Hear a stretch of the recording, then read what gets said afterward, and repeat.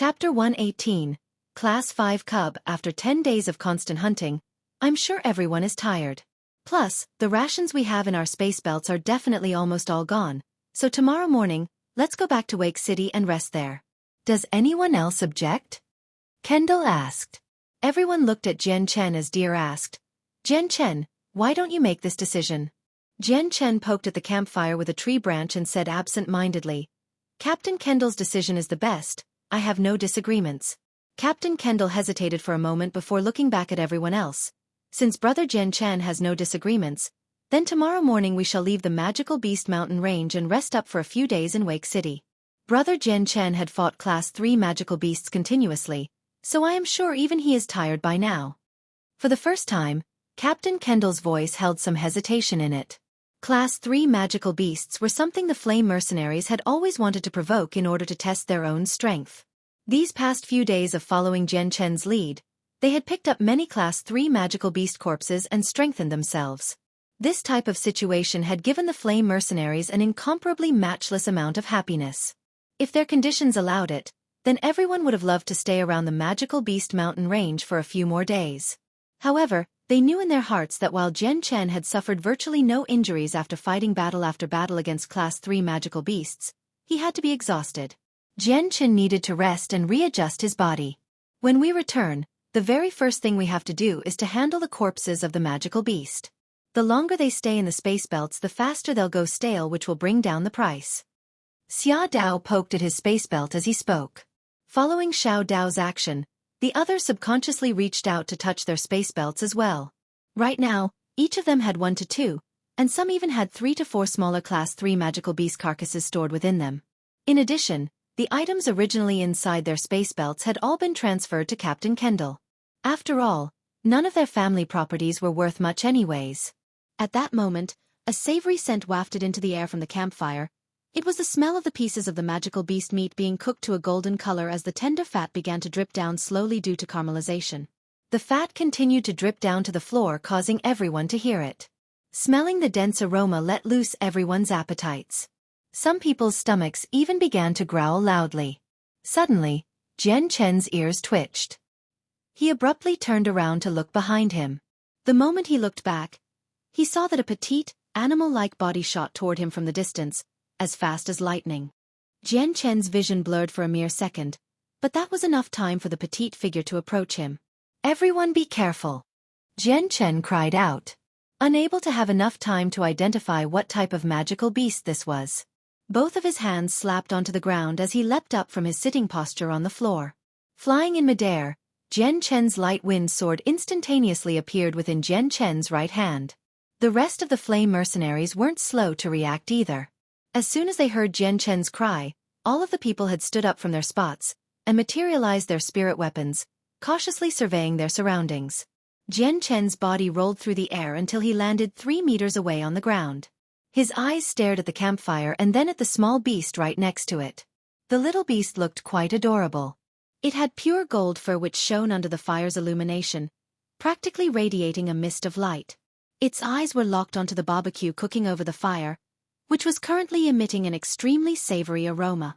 It continuously licked its lips with its small tongue to wet them, as its front claws eagerly shifted on the ground where it stood. It looked like it was extremely impatient. Seeing that the small beast in front of him wasn't even 0.33 m long, Jian Chen immediately let loose a breath. Based on the small beast's appearance, it was evident that it had been enticed by the magical beast meat's delicious aroma. Jian Chen. Just what happened exactly? Kendall's voice rang out. The moment he had heard Jian Chen's voice, he had immediately went on guard as he observed what was happening around him. But whatever was happening he didn't notice. Jian Chen bitterly smiled. Nothing really. It was just that thing suddenly ran out. Jian Chen extended his finger to point at the little beast currently standing in front of the fire. Hearing this, everyone looked at the direction Jian Chen pointed at. It was only at that moment that they realized there was a small beast there. That's. A few people exchanged surprised glances. Kendall walked forward a few steps as he investigated the area, and then at the small beast there before revealing a thinking expression. It looks like this is the cub of a magical beast. Jian Chen, do you think you can figure out where this cub came from or what type of magical beast it is? Jian Chen unhurriedly approached the little beast, and slowly crouched down to survey the little beast. The beast wasn't the least bit afraid of the strangers surrounding it. It didn't even bother to glance at them. Its eyes were instead completely locked onto the cooking meat. It might have been because it wasn't scared of people, or it might have been because it was still young, but it did not seem afraid at all. Seeing the little beast in such a state, Jian Chen couldn't help but smile. He reached a hand out to grab one of the meat skewers, and ripped off a piece of the golden cooked meat. He then waved it in front of the beast's nose, letting it smell it a bit more. Ew! Ew! Ew! The little beast's eyes were now tightly locked onto the piece of meat that Jian Chen had ripped off, and it began to stamp its 4 hooves impatiently. Finally, its entire body stood up, and it continued to cry out "oh," as saliva fell from the corners of its mouth. Seeing how much the little beast wanted to eat the piece of meat, Jian Chen stopped enticing it, and directly placed the meat into its mouth. The little beast immediately extended its 2 front claws to tightly hug the piece of meat. Then it directly placed it into its mouth to wolf it down, completely unafraid of how hot it was. Jian Chen extended his hand to turn the cub. At this moment he was sizing it up, and the cub hadn't yet realized that it was being looked at by a few other people. It continued to stuff the pieces of magical beast meat in its mouth. Looking at the cub, Jian Chen's face gradually grew brighter as an excited smile appeared on it. Jian Chen, have you figured out what type of magical beast this is or where it's from? Chong Ning Feng asked as he watched the reactions on Jian Chen's face. Jian Chen slowly put down the cub as he said excitedly, "If I'm not wrong about my information, then this should be the cub of the Class 5 Golden Fur Tiger King." What? The cub of a Class 5 Golden Fur Tiger King? Jian Chen, are you sure you aren't mistaken? Kobolds covered his mouth in surprise, his tone unable to hide his astonishment. Everyone else had similar expressions of shock and disbelief as well. The cub of the Class 5 Golden Fur Tiger King. Although it wasn't too strong, this type of magical beast still had a plethora of superior innate advantages. When it becomes an adult, it would have the strength of a Earth Saint Master without any obstructions. It could even be said that it was smooth sailing for it while having a large amount of room to improve, unlike regular magical beasts. After its adulthood, there was still an endless road of cultivation to be had so it could slowly improve its strength. But whether or not it could cultivate long enough to become a Class 5 magical beast, that could not be said for sure. Jian Chen sized up the little beast that was currently eating with relish, and said, "I shouldn't be wrong." Jian Chen had already read quite a few books about magical beasts back at Kargath Academy's library. Thus, Jian Chen knew majority of the magical beast types in Tianyun continent. The most eye-catching thing on a golden fur tiger king was its pure golden fur, as well as the symbol for king being imprinted onto it. It was for this reason that Jian Chen could say for sure what type of beast this was. Currently, all of their hearts were uncontrollably racing. Although a Class 5 magical beast cub's strength was far from an actual Class 5, as well as the fact that it would still take quite a while for it to reach adulthood, its value was far more than an adult Class 5 magical beast. This was because an adult Class 5 magical beast already possessed basic intelligence, and would rather die than become a human's pet or mount. That's why taming an adult magical beast was incomparably difficult. However, a young magical beast was different. Because it had yet to mature, taming it was extremely easy. Moreover, it was much easier to foster a relationship with one. If one started taming a Class 5 magical beast while it was still a cub, it would not only have the strength of any other Class 5 magical beast when it reached adulthood, it would also continue to grow, and could reach Class 6. There was even a possibility that it could become a Class 7 magical beast. The most important thing was that during this time, the bonds between the cub and its tamer would be very deep. This way, there would be no need to expend as much effort to get a strong magical beast that would be extremely loyal to its master and would never betray him. So for that reason, the cub of a Class 5 magical beast would be priceless in the market. If the cub of a Class 5 magical beast were to appear, then there would be many strong parties that would try to fight over it. I hadn't thought that we'd actually discover a Class 5 magical beast cub. Moreover, it was a cub that approached us by itself. Our luck is really amazing. Xiao Dao said in excitement. Haha, if we sell this Class 5 magical beast cub, I wonder how much money we can get. Hoopa said in a tone that was just as excited. He looked at the golden fur tiger king cub as if it were a mountain of glittering gold. Kobold's face grew even more excited for a moment before turning serious. It doesn't matter whether or not if we can sell it for a higher price, if we can capture it for sure, then in our future, we won't ever need to come back to the magical beast mountain range and hunt for money. Right now, the only problem is that the parents of this cub are somewhere. If we were to come across them somehow, then we would definitely not make it out alive. After all, a Class 5 magical beast is far beyond our capabilities. Kobold's gaze became more concentrated as he surveyed his surroundings before saying, "The most important question is, how are we going to transport the cub?" Chapter 119.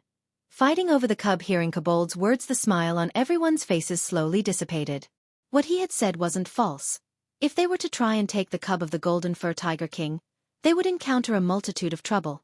Even if they didn't come across the parents of this cub, bringing it back to Wake City would still be a tremendously difficult task. After all, a cub was a living animal. It could not go into the space within a space belt without dying, since the inside of the belt was uninhabitable. Thus, they would have to transport it from the outside. But since the road would have many groups of people, the news of a Golden Fur Tiger King cub would quickly spread about. By that point, many strong factions would come and try to provoke the Flame Mercenaries. With their current strength, this would be something they wouldn't be able to fend off. Ha ha ha ha, if you don't have the power to carry the cub of the Golden Fur Tiger King out, then why don't you just hand it over to us? At that moment, a loud shout with unconcealed joy was heard. The dark figure of a person came into view, as well as a whole group of people accompanying him. They quickly surrounded the Flame Mercenaries. There were 20 people in total, with each of them wearing a steel helmet and metal armor. Many of the mercenaries were wearing broken armor, while some of them had blood dripping from them. Just one look at them was enough for people to tell that they had just been in a fight. Seeing such a large crowd of people come out of nowhere, everyone in the Flame Mercenaries suddenly grew unsightly expressions. But the moment they saw the little emblems on their chests, their faces immediately lost all color. Even Kendall was deathly pale as he spoke. "So it's the Zhou mercenaries." His voice trembled with each syllable. "Ha ha ha ha, you have quite the eyesight to recognize us. Hand over the tiger cub to us nice and easy. You already know the consequences if you don't." The leader spoke with a cold gaze directed at each person in front of him in disdain. However, as he looked at the still-eating tiger cub, an unconcealed happiness could be seen in his eyes. No one in the Flame Mercenaries said a thing as their faces continued to lose color rapidly. Jian Chen swept his eyes over each individual Zhou mercenary. With his power, he could already determine how strong each mercenary roughly was. In his eyes, aside from the 2 Saint Masters, everyone else was a great saint. Those 2 Saint Masters, however, were still higher than Captain Kendall, and was probably at least middle Saint Master level. Jian Chen slowly let loose a small breath of air as he looked around himself. With his strength, as long as there wasn't a great Saint Master, there wouldn't be a problem. L. By this point, the cub had already finished eating all of the magical beast meat given to it, and was now hungrily staring at the still grilling pieces over the bonfire. It began to cry out non-stop for the meat and hunger, completely unaware of the danger that was looming around it. Jian Chen slowly crouched down and took the cub into his chest. At the same time, each and every member of the Zhou mercenaries glared at Jian Chen with a cold look, emitting murderous intent. "Kid, hand over the cub to me now. Otherwise you'll be dying here and now." The leader of the Zhou mercenaries shouted at Jian Chen. Hearing this, Jian Chen returned their stares back at them without a hint of anger in them. Instead, he began to smile and said, "Even if we hand over the cub to you, you won't let us go because you're afraid that we'll spread news of the cub and bring about unavoidable trouble onto you. Moreover, the trouble stirred would be quite major." The leader sneered as he stared at Jian Chen. "You're quite intelligent, but there are times that the smarter a person is, the sooner they die. And so sometimes, a man doesn't want to be intelligent. Being stupid would allow them to live a little longer." As he spoke, a great amount of saint force was being concentrated within his right arm, quickly forming a long sword. The leader pointed the tip of the sword at Jian Chen and said coldly, "Kid, I'll give you one last chance. Hand over the cub obediently, otherwise, I swear I'll make you die a wretched death." The man growled as the other Zhou mercenaries began to take out their own saint weapons and surrounded Jian Chen to suppress him with their intimidation. At the same time, the Flame Mercenaries had decided not to be outdone, and started to materialize their own saint weapons. They were extremely grave as they internally understood that even if they handed over the cub to the Zhou mercenaries, they would still be killed. If it was the other way around, they would have done the same thing, and not let the Zhou mercenaries go. So if they were to die, they wanted to take down a Zhou mercenary along with them. Even if they couldn't, the Zhou mercenaries definitely wouldn't escape from this without a few casualties. Seeing the reactions of everyone in the Flame mercenaries, the leader of the Zhou mercenaries sneered with disdain before looking back to Jian Chen and saying, "Kid, no more kidding around. If you hand over the cub to me, I'll spare your lives." Right now, the cub was in Jian Chen's arms. Seeing how Jian Chen had no intentions of letting it go, the man was afraid that if he were to act rashly, Jian Chen would kill the cub. Jian Chen evidently knew why the man was hesitating and couldn't help but laugh. His left hand held the howling cub while his right hand patted the shaggy fur on top of its head. "You wanted this cub so badly, so why aren't you coming to get it? Could it be you have the guts to say you want it, but not the guts to take it?" The cold stare intensified onto Jian Chen as the man's face froze impassively. In his heart he had felt a strange premonition. Jian Chen's reaction was completely abnormal, letting him feel a bit uneasy. "You, bring me that cub," the leader called out to a nearby mercenary. "Yes." The mercenary didn't hesitate at all as he walked toward Jian Chen carefully as if to test and see what Jian Chen would do. When the mercenary cautiously walked up to Jian Chen unexpectedly didn't show any signs of movement. Instead, he simply stood there with an unchanging smile. Despite this, the mercenary still didn't dare to let his guard down. He slowly reached his hand out to carefully grab at the cub in Jian Chen's hands. At the same time, every mercenary in the Zhou mercenaries clenched their saint weapons tightly. Even the leader was growing tenser by the second as he looked at Jian Chen. In a flash, the mercenary had succeeded in taking the club despite the struggle it had put up. From beginning to end, the mercenary had been extremely wary of any sudden attacks by Jian Chen. At that moment, Jian Chen's eyes grew cold as the light wind sword appeared in his right hand. Transforming into a silver ray of light, it flashed towards the mercenary's throat like silver lightning. Although the mercenary was attentively guarding against Jian Chen, the sword strike was far too fast for him to dodge. The moment the flash of silver lightning had passed, the man had only felt a small pain in his throat. And right under his eyes, the image of a silver sword had abruptly appeared. In the next second, the mercenary choked and wordlessly screamed in agony as he fell to the ground. As for the Class 5 cub, it had flown through the air, fallen down onto the ground while howling loudly. Jian Chen's sword was so fast that even if the mercenary had forewarning about blocking against this sword, he would have failed. Jian Chen's sword was far too fast for the other man to dodge what was almost second nature for Jian Chen to aim for. The leader of the Zhou mercenaries looked a bit at loss as he watched Jian Chen pierce the throat of the mercenary with an incredulous look on his face. He was secretly astonished at how fast the sword was traveling. Even with his peak Saint Master strength, he had only seen the faint image of the sword, and was utterly incapable of seeing it clearly. In a short moment, the leader regained his thoughts as he squashed the astonishment within his heart. "Everyone, forward. Slaughter without mercy, but do not harm the cub," he commanded as he raised his sword with his armored hand. With an ear-piercing whistle, his weapon slashed downward at Jian Chen's head. Within the Zhou mercenaries, the only other Saint Master expert had pulled out his sword and mimicked the leader's action by trying to cut down Jian Chen. From his initial strike, the two Saint Masters had already realized that Jian Chen wouldn't be an easy opponent to fight against, so the two Zhou mercenaries of the Saint Master level silently agreed to kill Jian Chen first.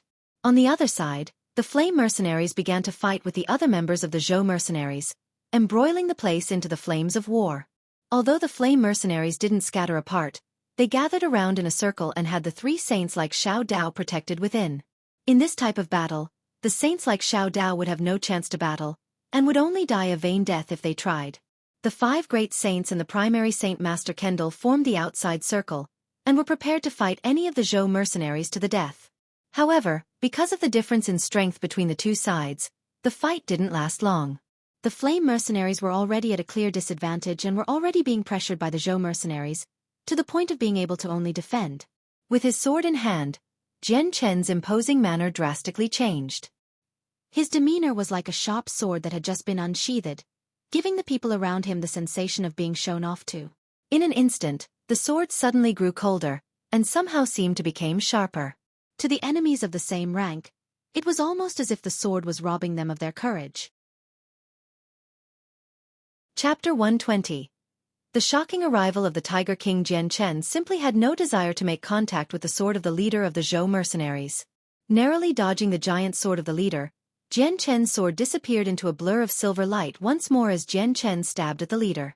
Although Jian Chen's fighting ability was no weaker than a Saint Master, that was only because of his fighting strength. The Saint force within his body was still weaker than the one within a Saint Master by quite the amount. So if Jian Chen's light wind sword were to make contact with the leader of the Zhou mercenaries, then Jian Chen would be the one at a disadvantage here, making collisions between the two an unwise choice. Jian Chen's strongest advantage was his fast swordplay, which would allow him to beat anyone within his strength level before they could even react to it. Even for those who were a grade higher than him in strength, they would only be able to see the faint and blurry images of the sword. With his profound steps, Jian Chen would even be able to fight against anyone higher than himself provided they weren't a wind-attributed saint. Against a saint force that was stronger than his own, unless it was absolutely necessary, Jian Chen did not want to take any risks and end up facing against his weak point. Seeing Jian Chen use such an inconceivable speed to attack his throat, the leader's face became extremely serious as his saint force began to frantically circulate within his body. With his body in a peak state of fitness, the man's body turned around and then leapt to the side in order to narrowly dodge Jian Chen's otherwise fatal sword. Although Jian Chen had been fast in his movements, the peak Saint Master strength leader had only been forced to dodge to the side. Although at the same time, looking at the shoulder plate of the man, Jian Chen could see the white scar traces from where the light wind sword had grazed by. With a turn of his wrist, the light wind sword had suddenly moved in a way that made it look like a tiny snake under the skillful hand of Jian Chen. As the sword swished through the air, it pursued the nearby figure of the man who had only just recently dodged the sword. The leader's face had never been so serious. Although he could feel that Jian Chen's strength was nowhere near his own, the speed of Jian Chen's sword was far beyond what he could do. He could only dodge the sword narrowly, and with the sword relentlessly pursuing his throat, if he were to make a small mistake, then the possibility that he would lose his life was very high. Without hesitation, the leader brought his giant sword up to block the sword aimed at his throat. The moment he had brought the sword up to his neck, the light wind sword had already brushed against it. Although the light wind sword had failed to pierce into the leader's body, the sword chi that was coiling around the blade had made the leader extremely terrified. Secretly thinking to himself, "What a sharp sword chi! What type of method did this kid use to cultivate? Could it be that he used a battle skill?" Just thinking about the term battle skill had inadvertently fired up the man's spirits, and he couldn't help but think to spare Jian Chen. He thought that he could wrest away the battle skill from Jian Chen. Since battle skills were indeed very precious within the Tianyuan continent, and that it helped one's cultivation improve by leaps and bounds. Even though he was one of the highest-ranked member of the Zhou mercenaries in Wake City, he didn't have a battle skill, and neither did the great Saint Masters in the group. As his mind wandered about this topic, a fierce crisis was about to overturn him. Seeing that the silver-white light was rapidly getting bigger within his eyesight, he realized that this next sword stroke was 2 or 3 times faster than the last 2 strikes. In an instant, the silver sword had evaded his own great sword and arrived at his throat. A small ray of light could be seen as the sharp point of the sword flashed from within the glare. The leader was terrified beyond belief.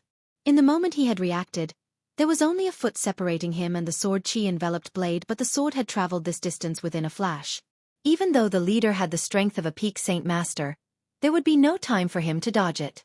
Just as the light wind sword was about to pierce into the leader's throat, an ear-piercing sound was heard as another sword came in from the side. Abruptly knocking against the light wind sword, it altered the trajectory of it so that it would go past the leader's neck without harm. The sudden appearance of this sword was caused by the second Saint Master of the Zhou mercenaries. Even after knocking the light wind sword out of the way, that man didn't stop there. He immediately attacked Jian Chen fiercely while the leader cried out, "Casa, for you to not pay attention at a time like this, did you want to die, you bastard?" Although that man was yelling at him, the leader wasn't angry at all. Instead he felt his neck with his own hand as his face grew pale and his forehead started to drip with sweat. This was because when he felt his neck where his leather armor was, there was a gap revealing where the sword had gone through. If it were not for the intervention of another person, then having a simple cut on his leather armor would have been the least of his worries. At this moment, Jian Chen had already struck back at the second Saint Master. This man only had middle Saint Master strength and was weaker than the leader of the Zhou mercenaries by a small margin. In the few rounds Jian Chen had exchanged with the other Saint Master, he was slowly pushing back the other Saint Master. "Casa, why are you just standing there foolishly? Come quickly and help me. This kid's sword is far too fast for me to continue blocking any longer. God damn it, How is his speed this fast? Looking at the still dazed leader, the mercenary that was fighting Jian Chen cursed out loud at him. Fighting Jian Chen was like fighting against the storming rain and winds itself, and with each series of sword strokes Jian Chen had swung, the more difficult it was getting to defend against. Even his leather armor was starting to have traces of Jian Chen's sword running across it despite the extraordinary resilience of the leather. He was afraid that very soon, his body wouldn't have an area without a wound running across it. Hearing his friend curse at him, the leader's eyes narrowed as the saint force within his saint weapon pulsated tremendously. Raising his arm, he immediately dashed forward to slash down on Jian Chen. As the sword dropped down, a small amount of sword chi flickered as it flew toward Jian Chen. Sparing a sideways glance at Casa, Jian Chen swayed slightly to the side and dodged the sword chi-filled blade. The sword continued onwards to smash into a large tree with a resounding boom, allowing everyone to hear and see a large gash being revealed on the trunk. Afterwards, another ear-piercing shriek was heard as the two saint masters were already ready to strike once more, their saint weapons filling the air with their saint force. Jian Chen's eyes grew cold as he stared unflinchingly at the two incoming blades. The light wind sword began to release an even denser amount of sword chi that seemed to cover the entire sky as the sword made contact with the other two swords. Ding ding ding, the metallic sounds of swords rang out in the forest as in that moment, Jian Chen had swung out 18 times with his sword, each one accurately hitting the other blades. Each one of the 18 strikes hit the great swords right on the blade fiercely, causing the blade to shake with a strong vibration with every hit. When the amount of strikes had hit 18, the amount of energy transmitted into the other swords was far too much for the Zhou mercenaries to handle. Immediately, both of the mercenaries' right arms went numb, especially the place between their thumb and forefinger. Feeling the extreme amount of numbness in their arms, the two mercenaries looked at each other in shock. At this moment, the two of them had secretly wanted to flee, although they knew that Jian Chen's strength wasn't on par with them. Jian Chen was showing off a fighting strength that was frightening the both of them. His strength was hard to defend against, and against his lightning-fast speed, they both had to push their concentration to the extreme or risk seeing each other at the Yellow River. If they were not careful, then their deaths here would be for certain.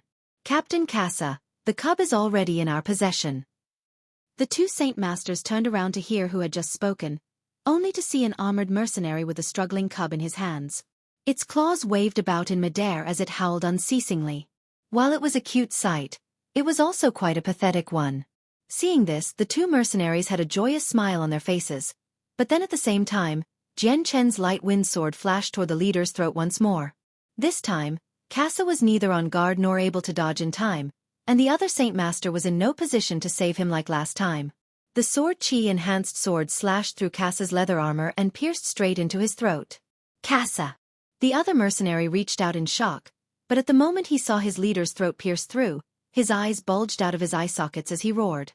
A large amount of saint force began to condense within his saint weapon as he slashed at Jian Chen with it. Jian Chen didn't even bother to spare him a glance as he stamped off the ground.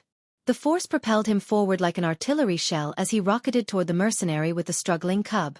Seeing the peak Saint Master Captain Casa be killed, the mercenary's eyes bulged as he couldn't believe that such a strong expert would be killed so easily. However, the mercenary wasn't that stupid and immediately threw the cub at the remaining Saint Master that was fighting against Jian Chen. Captain Cross catch. The cub flew into the air in a wild arc before landing perfectly within the arms of the last remaining Saint Master. Seeing the Class 5 cub within his hand, Captain Cross' previously murderous face suddenly calmed down as he hesitated before saying, "Everyone move out from here." Huh! As Cross spoke, the deep growl of a tiger suddenly came loudly from the depths of the forest. Coming through the pitch darkness, the 20-something people there all froze as they realized what they had just heard. Chapter 121. A frantic escape. As the roar was heard, the previously quiet magical beast mountain range became noisy once more. Practically every single magical beast was awoken and their sounds began to cry out in every direction. Every magical beast had made a sound, but not a single one of them would dare go against the tiger.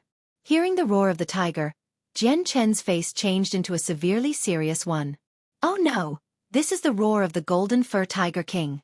His voice was unnaturally serious since the Golden Fur Tiger King was a Class 5 magical beast.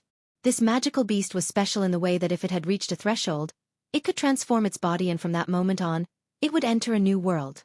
The Class 5 magical beast was far different than a Class 4 magical beast, and with Jian Chen's current strength, Taking care of a Class 4 magical beast would be hard already, let alone a Class 5 one. Not good. It's the roar of the golden fur tiger king.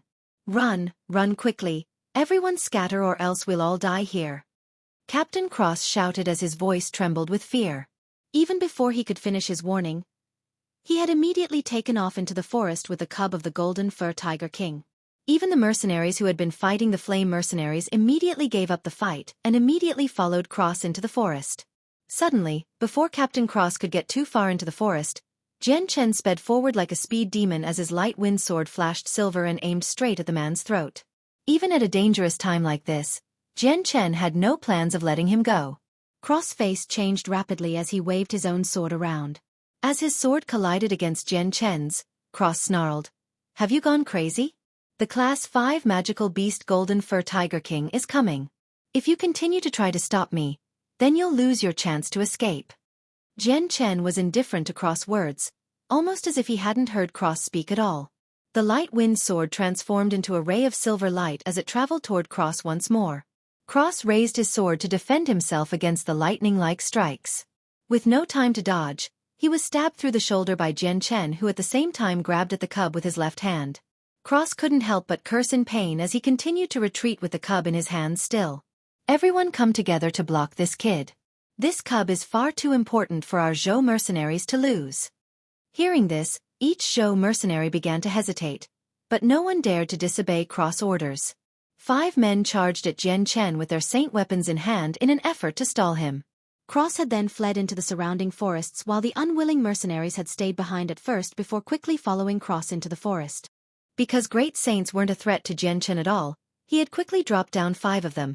The group of mercenaries that had followed Cross were quickly dropping like flies. Ho!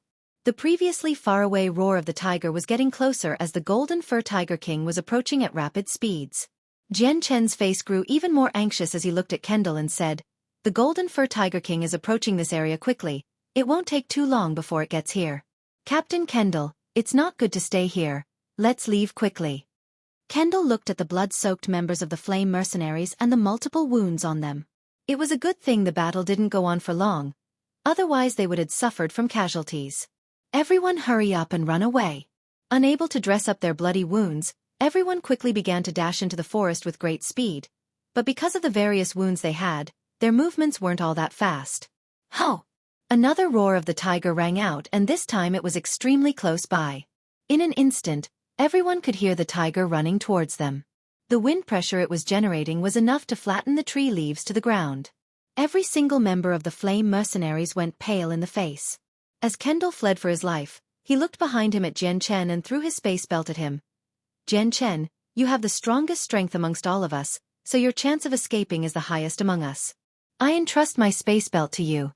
You have to make sure you take this out." Seeing Captain Kendall throw his space belt at him, Jian Chen wanted to refuse it, but then Kendall opened his mouth once more. "Jian Chen, don't refuse it. If by chance we don't make it out of these forests, then I beg of you to take care of our families. If I die here, then their lives would take a turn for the worse. My parents, my wife and my child, they won't be able to live a good life in the future, so it all depends on you." Kendall pleaded with Jian Chen. Sending a complicated look at Kendall, Jian Chen nodded his head resolutely. Taking in the space belt, Jian Chen stared for a little longer and said, "Uncle Kendall, we'll definitely make it out of here. That Golden Fur Tiger King isn't looking for us." "Oh, save me." A call for help suddenly came from behind. "Kobolds, that was kobolds. He fell in the swamps, quickly now. Grab onto my hand, kobolds," a voice called out. It was Xiao Dao, who was extremely anxious. Hearing this, everyone stood still as Jian Chen looked behind him at Xiao Dao, only to see him on his belly with his hand outstretched into the swamps. In the swamp, Kobold's figure was already completely submerged. Jian Chen's face changed as he immediately followed what Xiao Dao was doing and plunged his hand into the swamp. However, like Xiao Dao, his hand had felt nothing. "Kobolds!" Xiao Dao closed his eyes in pain and sorrow. "Ai!" Jian Chen sighed before hitting Xiao Dao on the shoulder. "Go." And then began to run once more. The other members began to sigh in sorrow as they closed their eyes. After a brief moment of silence, they continued to run deeper into the forest. With every second lost was another second of running that was thrown away. Because it was almost nightfall, The magical beast mountain range was very dark, so the visibility was low. On the path, everyone had tripped more than once, but they each picked themselves up from the ground as quickly as they fell and continued to run. Some decided to run on top of the tree branches in order to avoid the swamps below. After a while, Jian Chen's foot suddenly stopped, halting his forward momentum. Jian Chen, what are you doing slowing down? Hurry up and run. Kendall said anxiously. Jian Chen didn't speak and pointed ahead of them. Kendall looked to where Jian Chen's finger was pointing at, only to see the blurry figures of 10 mercenaries up ahead panting with exhaustion. It's the Zhou mercenaries, Jian Chen said. Kendall's eyes flashed with a cold glare as he growled. So it is, they're not running. So what are they doing standing there? They can't run, the road ahead of them is blocked off by a Class 4 magical beast. Why is there a Class 4 magical beast here? Come, let's take a detour around. Jian Chen jumped to a branch nearby. Ho! Another tiger roar came from behind, this time closer than ever. The roar was so loud, it shook the eardrums of the flame mercenaries, causing them to go deaf for a moment. After the roar, the gigantic figure came bursting in from behind and headed toward the Zhou mercenaries. Soon after the roar, the members of the Zhou mercenaries all fell to the ground, with a single member lifted into the air by the giant jaw of the tiger. Not good, the golden fur tiger king is far too fast. In such a short time it overtook us in speed. Let's go quickly. Otherwise there'll be no chance. Seeing the shadowy figure, Jian Chen cried out in shock at the appearance of it before immediately jumping without hesitation into the foliage nearby. Ahead, the Zhou mercenaries, who were all alive and well 1 breath ago, had fallen to the claws of the golden fur tiger king. All that was left was the mercenary who was holding the cub, Cross. The golden fur tiger king was the real deal. Those who were only at the great saint level or under would not be able to withstand even a single hit from it. Cross' left hand held to the cub as his right hand held a sword that was ready to pierce the cub's neck, causing a stalemate between the golden fur tiger king and him. The golden fur tiger king was 4 meters long, but because of the guise of the night, the entire body of the tiger couldn't be seen clearly. Ho! The golden fur tiger king growled as its eyes became crimson. Staring at Cross with a furious glare, it didn't dare to act rashly with the cub in Cross' hands. As a Class 5 magical beast, it had enough knowledge to understand the situation. Get back, hurry up and retreat, otherwise we'll all die here. Cross cried out in terror as he stared at the golden fur tiger king. His entire body was shaking and his forehead was dripping with sweat. Ow! Ow! The cub began to struggle within the hands of Cross. Even it had begun to feel a little afraid.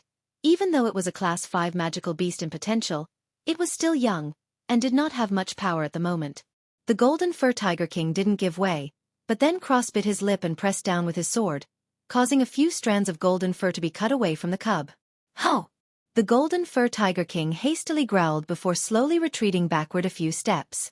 However, the crimson glare in its eyes had intensified. Behind Cross was yet another Class 4 tiger that stared him down like one would look at their prey. Chapter 122. The death of Kendall. Seeing the golden fur tiger king retreat, Cross let loose a sigh of relief. At this moment, his heart was pounding, and if anyone were to stand behind him, they would be able to clearly hear it. In this moment of desperation, Cross was nearly at the end of the road of life. However, he was rejoicing now because he had succeeded. Yet at the same time, it was far too early to rejoice, since while the golden fur tiger king was temporarily held back due to the cub, the Class 4 tiger behind was not. There was no way for Cross to make the Class 4 tiger retreat, but he had to make sure he didn't do anything hasty. Otherwise it would lead to an unwanted ending. Right now the golden fur tiger king's eyes were crimson with fury, and the experienced Cross knew that the tiger was in a stage of extreme rage. It was only because of the fact that he had the cub that it was not acting out on impulse. That cub was Cross' protective charm, and if he were to lose control of it, Cross knew that what would come next would be the end of his life. Under the threat of death, Cross was strangely calm as he thought about what to do next. Despite being in a situation where death was all but guaranteed, he still did not give up his desire to live. As long as there was an opportunity, he wouldn't let it go. Although, with everything said, it was an extremely weak strand of an opportunity to live, and there he wasn't certain if he would be able to escape. Then, Cross' eyes landed on the nearby flame mercenaries. His heart thumped for a second before he immediately tossed the cub over to where they stood. Ho! Just as Cross made a move, the glaring golden fur Tiger King exploded into action. Immediately bursting over to where Cross stood, it swung both of its paws onto Cross' shoulders, inflicting deep wounds on his shoulders. The tiger released a sky-shattering roar, making Cross unable to breathe. Because of the golden fur Tiger King's action, Cross immediately paled as he started to mentally blank out. He had thrown the cub over to the flame mercenaries because he had thought that the golden fur Tiger King would change targets, but he hadn't thought that the tiger would move that fast. The moment he had thrown the cub, the tiger had appeared right in front of him. At that moment, Cross knew that his life was over. Ayon! The cub began to cry out in fear after being thrown by Cross. The sense of weightlessness had terrified the cub, causing it to cry out even more than before. Seeing the cub rise into the air and then arc downward, the crimson eyes of the tiger grew alarmed as it began to panic.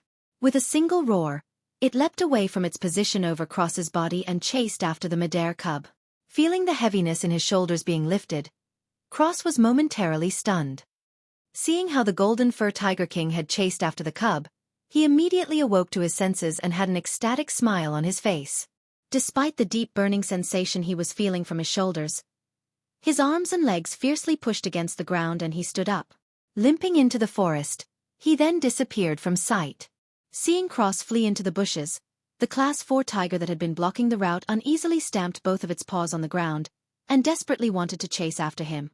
However, after seeing the explosion of anger from the golden fur Tiger King, it suppressed its impulse. Although they initially possessed some intelligence, Class 4 magical beasts were still too stupid. Their abilities to think through problems couldn't possibly compare to a mature human adult's. The golden fur Tiger King had only told it to block the group of people in its path, but it didn't tell the tiger to chase after anyone that tried to flee. Before any further commands came from the golden fur Tiger King, this muscle-brained Class 4 tiger could only stare helplessly as Cross escaped. Even if it wanted to chase after it, it didn't dare to. Just as Captain Kendall was about to disappear into the foliage, a black blur flew over and struck him in the chest before falling to the ground. In response, Captain Kendall instinctively reached out his hand to pick up what had hit him. The moment his hand brushed against the black object, he understood just what exactly it was, and grew pale in the face. Crap! This is the cub of the golden fur Tiger King.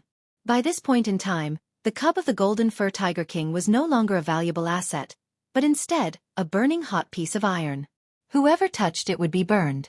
Just as Kendall had decided to throw the cub back, a terrifying roar was heard as a black figure instantly flew at him.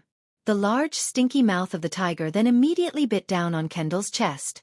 There was simply no time for Kendall to react.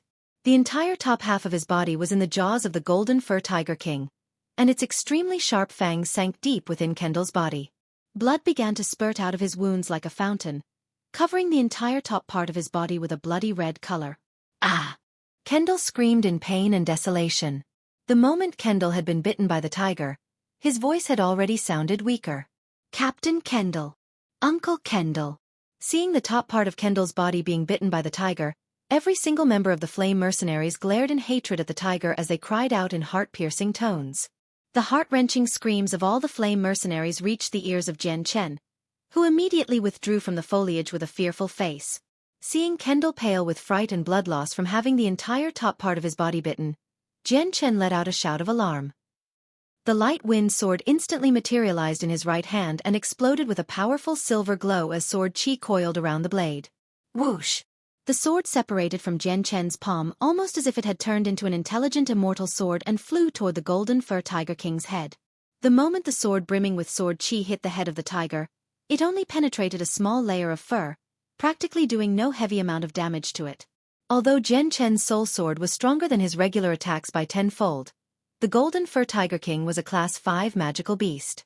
Since Jian Chen was no more than a middle-grade saint, inflicting a serious injury was an inconceivable event. Ho! Feeling a small tinge of pain on his head, the tiger's eyes turned crimson as they looked at Jian Chen. With a mighty force, it tore Kendall's body in two. The top part of Kendall's body was immediately swallowed by the golden fur Tiger King as the lower half of his body immediately fell to the floor. Blood began to spill everywhere. Uncle Kendall. Seeing the lower half of Kendall's body fall to the ground, everyone in the group let out a horrified yell as their eyes teared up in anguish. Ho! The tiger snarled as it leapt toward where Jian Chen was. Using the profound steps, Jian Chen flew like a speed demon a few distances away in order to dodge the attack of the tiger. At the same time, the spinning light wind sword transformed into a silver streak of light that reorientated itself in midair, and shot toward the tiger's head once more. However, just as the light wind sword was about to pierce into the tiger's head, the golden fur tiger king's tail disappeared in a blur and slapped against the light wind sword with a firm blow. Clang! The seemingly soft tail of the tiger was surprisingly strong as the light wind sword collided with the tail, creating a crisp sound. The sword was sent flying a few meters away as the incredibly strong sword chi around it disappeared, and the sword returned to its normal appearance once more. Jian Chen's figure shook slightly as his face began to pale. Slowly, a trickle of blood began to leak out from his mouth because of what happened to his saint weapon. His light wind sword symbolized his cultivation, and after using his spirit to control it, no matter how much damage was done to it in this state, Jian Chen would feel the direct consequence. While the tail of the tiger hadn't hit Jian Chen directly, the damage done to the light wind sword was clearly beyond what it could take, making Jian Chen take on the additional damage. The golden fur tiger king disappeared along with its shadow as it flew toward Jian Chen at a speed that couldn't be seen by the naked eye. Both of its claws immediately swung down with devastating power toward Jian Chen's chest. Jian Chen attempted to dodge, but was unfortunately slower than the golden fur tiger king. Because of his wounds from earlier, he was not able to completely evade the tiger's attack. The claws of the tiger carried a cold wind as they struck into Jian Chen's chest. At the same time, his chest became mutilated, and parts of his chest bones could be seen. With a great groan of pain, Jian Chen grew as pale as paper as he felt the fierce pain. Against a Class 5 magical beast, Jian Chen had no way to protect himself, and even the soul sword he was so proud of wasn't enough to leave even the smallest of wounds on the golden fur tiger king. Jian Chen, hurry up and escape. I'll stall for you. Xiao Dao cried out suddenly as he pulled out his small dagger and raised it to stab at the tiger's body. Chapter 123, The Destruction of the Flame Mercenaries. Jian Chen, hurry up and escape. I'll stall it for you. Xiao Dao cried out suddenly as he pulled out his small dagger and raised it to stab the body of the tiger. However, the Class 5 Golden Fur Tiger King was far too strong for Xiao Dao to inflict any injuries at all with his saint's strength. Even when the dagger stabbed into the body of the tiger, not a single trace could be seen. The tail of the tiger disappeared once more as it flew at Xiao Dao. Pa! A loud sound rang out as the tail of the Golden Fur Tiger King smashed against Xiao Dao's chest. The clothes around his chest blew apart as he sported a huge indentation on it. The unbelievably strong tail had completely smashed through his chest bones as well as broken apart the inner organs of his body. Blood mixed in with pieces of his inner organ were belched out of Xiao Dao's mouth as he flew 10 meters in the air before smashing against a tree. Xiao Dao! Seeing Xiao Dao in such a miserable state, Jian Chen's face paled as he cried out in shock. However, just as he was about to go over and examine the extent of Xiao Dao's wounds, the tiger immediately appeared next to him and ruthlessly bit at him. The jaws of the tiger carried an exceptionally bloody odor, making breathing very hard for Jian Chen. In a split second, Jian Chen forced himself to the right in an attempt to dodge, unable to bear with the pain in his chest. Rolling onto the ground, he moved away from the Golden Fur Tiger King. Against a Class 5 magical beast like the tiger, Jian Chen couldn't retaliate at all. With a soul sword he was so proud of not even being a threat to the Golden Fur Tiger King. It went to show how big of a difference there was between the two schools. You guys hurry up and run, I'll stall it for you guys. Jian Chen yelled at the flame mercenaries behind him. Hearing Jian Chen, everyone looked at each other in a daze, but other than that, they didn't move. There was still quite the distance until they would be able to escape from the magical beast mountain range, but with their speed, how would they be able to outrun a Class 5 magical beast? That won't do, Jian Chen. Out of all of us here, only you have the chance to get away. I'll stall the Golden Fur Tiger and you hurry up and run. Just remember to take revenge for us. Hoopa cried out with his saint weapon in his hand as a way to show his defiant nature against his imminent death. None of us are capable of shaking off a Class 5 magical beast, so there is no hope for us. Everyone come and block the Golden Fur Tiger King. Protect Jian Chen as he leaves. Seeing the heroic Hoopa dash toward the tiger, everyone had a look of despair in their eyes. Hoopa is right. No matter what we do, we will die today. In that case, then why not sacrifice our lives in one spectacular finale and protect Jian Chen? Everyone forward. Block off the tiger. Chong Ning Fong roared as he brought his giant sword up and chased after Hu Pa. Jian Chen, remember to avenge us.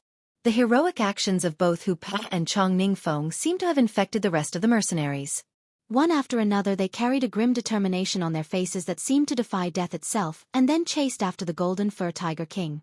Seeing every single member charge in at the tiger defiantly, Jian Chen was momentarily stunned. Immediately snapping to his senses afterward, he roared, "Out of the question, everyone run away. I'm still able to temporarily stall it a little longer." Jian Chen immediately connected with the light wind sword, causing a large amount of sword chi to once more levitate the sword. However, just one look at the sword everyone could tell that the amount of sword chi was weaker than before. Although everyone had seen the strange thing that was Jian Chen's sword, it was far too late to actually care about it at that point. "Jian Chen, hurry up and go, don't let us sacrifice ourselves in vain." Chong Ning Fong called out once more. The tiger's crimson eyes looked at the humans that were charging at it with disdain, however, it did not move a paw to do anything. Hu Pa was the first to reach the body of the tiger. With an explosive yell, the saint force within his body entered his battle axe and immediately smashed itself against the tiger's body. However, as strong as Hu Po's blow on the Golden Fur Tiger King's body, it had only managed to cut away a few strands of the fur. With him only being a great saint, there was a very low chance of being able to do a lot of damage to the Class 5 magical beast. Soon after, the rest of the flame mercenaries attacked the tiger's body with their own saint weapons, but to no avail. Aside from Hu Pa, who had succeeded in cutting away a few strands of fur, no one else had been able to do any damage, but the tiger hadn't moved at all either. Everyone's faces were already the color of ash. They had long since known that the strength of a Class 5 magical beast was tremendous, but it was only at that moment that they truly understood the extent of its strength. The defense of the Golden Fur Tiger King wasn't all that strong. It was just the fact that the flame mercenaries were too powerless to do anything major. Ho! The Golden Fur Tiger King thundered as it swept its claw forward, catching the weakest member there, Yun Xian, in the chest. His heart was immediately ripped into many pieces before the tiger disappeared once more before arriving at where Zhou Dekai stood. Pa! Another crisp sound rang through the area as Zhou Dekai's body was sent flying far into the air by the tiger's tail. Like Xiao Dao, his chest had completely caved in as his inner organs were smashed as well. "Brother!" Zhou Shaokai cried out in grief before turning back to the tiger in anger. With a snarl, he lifted his giant broadsword up in an attempt to cut into the beast. However, to the tiger, Zhou Shaokai's attack was like a scratch to relieve an itch and would not harm it at all. Against the flame mercenaries, the Golden Fur Tiger King was only using the most basics of attacks and bites. Despite that, the flame mercenaries had no ability to fight back at all, and in such a short moment, 3 people had already succumbed to the tiger, leaving only 5 people left to fight. "Jian Chen, hurry up and go. Don't squander our valiant sacrifice." Chong Ning Fong roared at Jian Chen, who was still standing there. "Jian Chen, what are you doing just standing there? Hurry up and go. Remember, when you are stronger in the future, come back to the forest and kill this Golden Fur Tiger King and take its monster core." Hu Pa yelled before the maw of the tiger descended onto the top part of his body. With a heavy clamp, Hu Po's sturdy body was split into 2 pieces as the tiger swallowed the top part. Seeing the death of Hu Pa, Jian Chen's body shook in grief as he looked at the remaining few members of the flame mercenaries. Biting his lips in frustration, he controlled his light wind sword back to his hand and immediately disappeared into the forest. His heart knew that even if he were to stay behind, it would change nothing. He would die along with the others since a Class 5 magical beast was not something he could take on. However, each one of the flame mercenaries were throwing away their lives in order to hinder the Golden Fur Tiger King just so Jian Chen could gain some time to escape.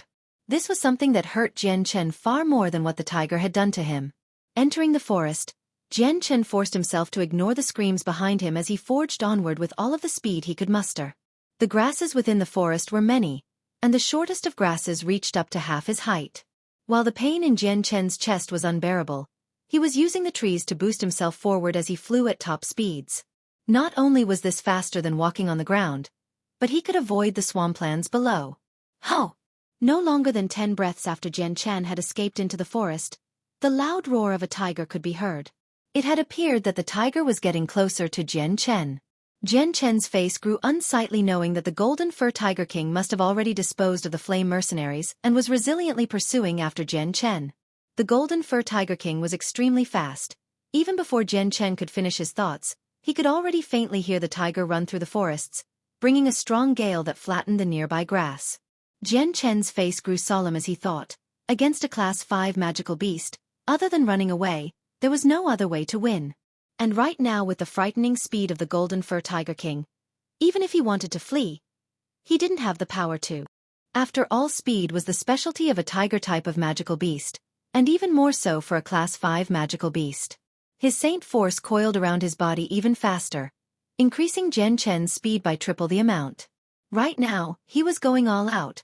He was going the fastest speed he could muster. At the same time, he was desperately trying to think of a countermeasure, but even after a long time, Jian Chen couldn't think of any way. Unless he were to come across someone who was at least at the Earth Saint Master level or another beast that could compete against the Golden Fur Tiger King, he would have no chance to escape. With the speed of the Golden Fur Tiger King, it wouldn't be long before it would overtake him. However, the chances of meeting a Earth Saint Master or another magical beast on the same level as the Golden Fur Tiger King outside of the Magical Beast Mountain range were slim to none. Ho! Another roar of the Golden Fur Tiger King came from behind. This time, when Jian Chen took a look behind him, he could see the large body of the tiger come within 20 meters of him. Jian Chen's face grew even more unsightly.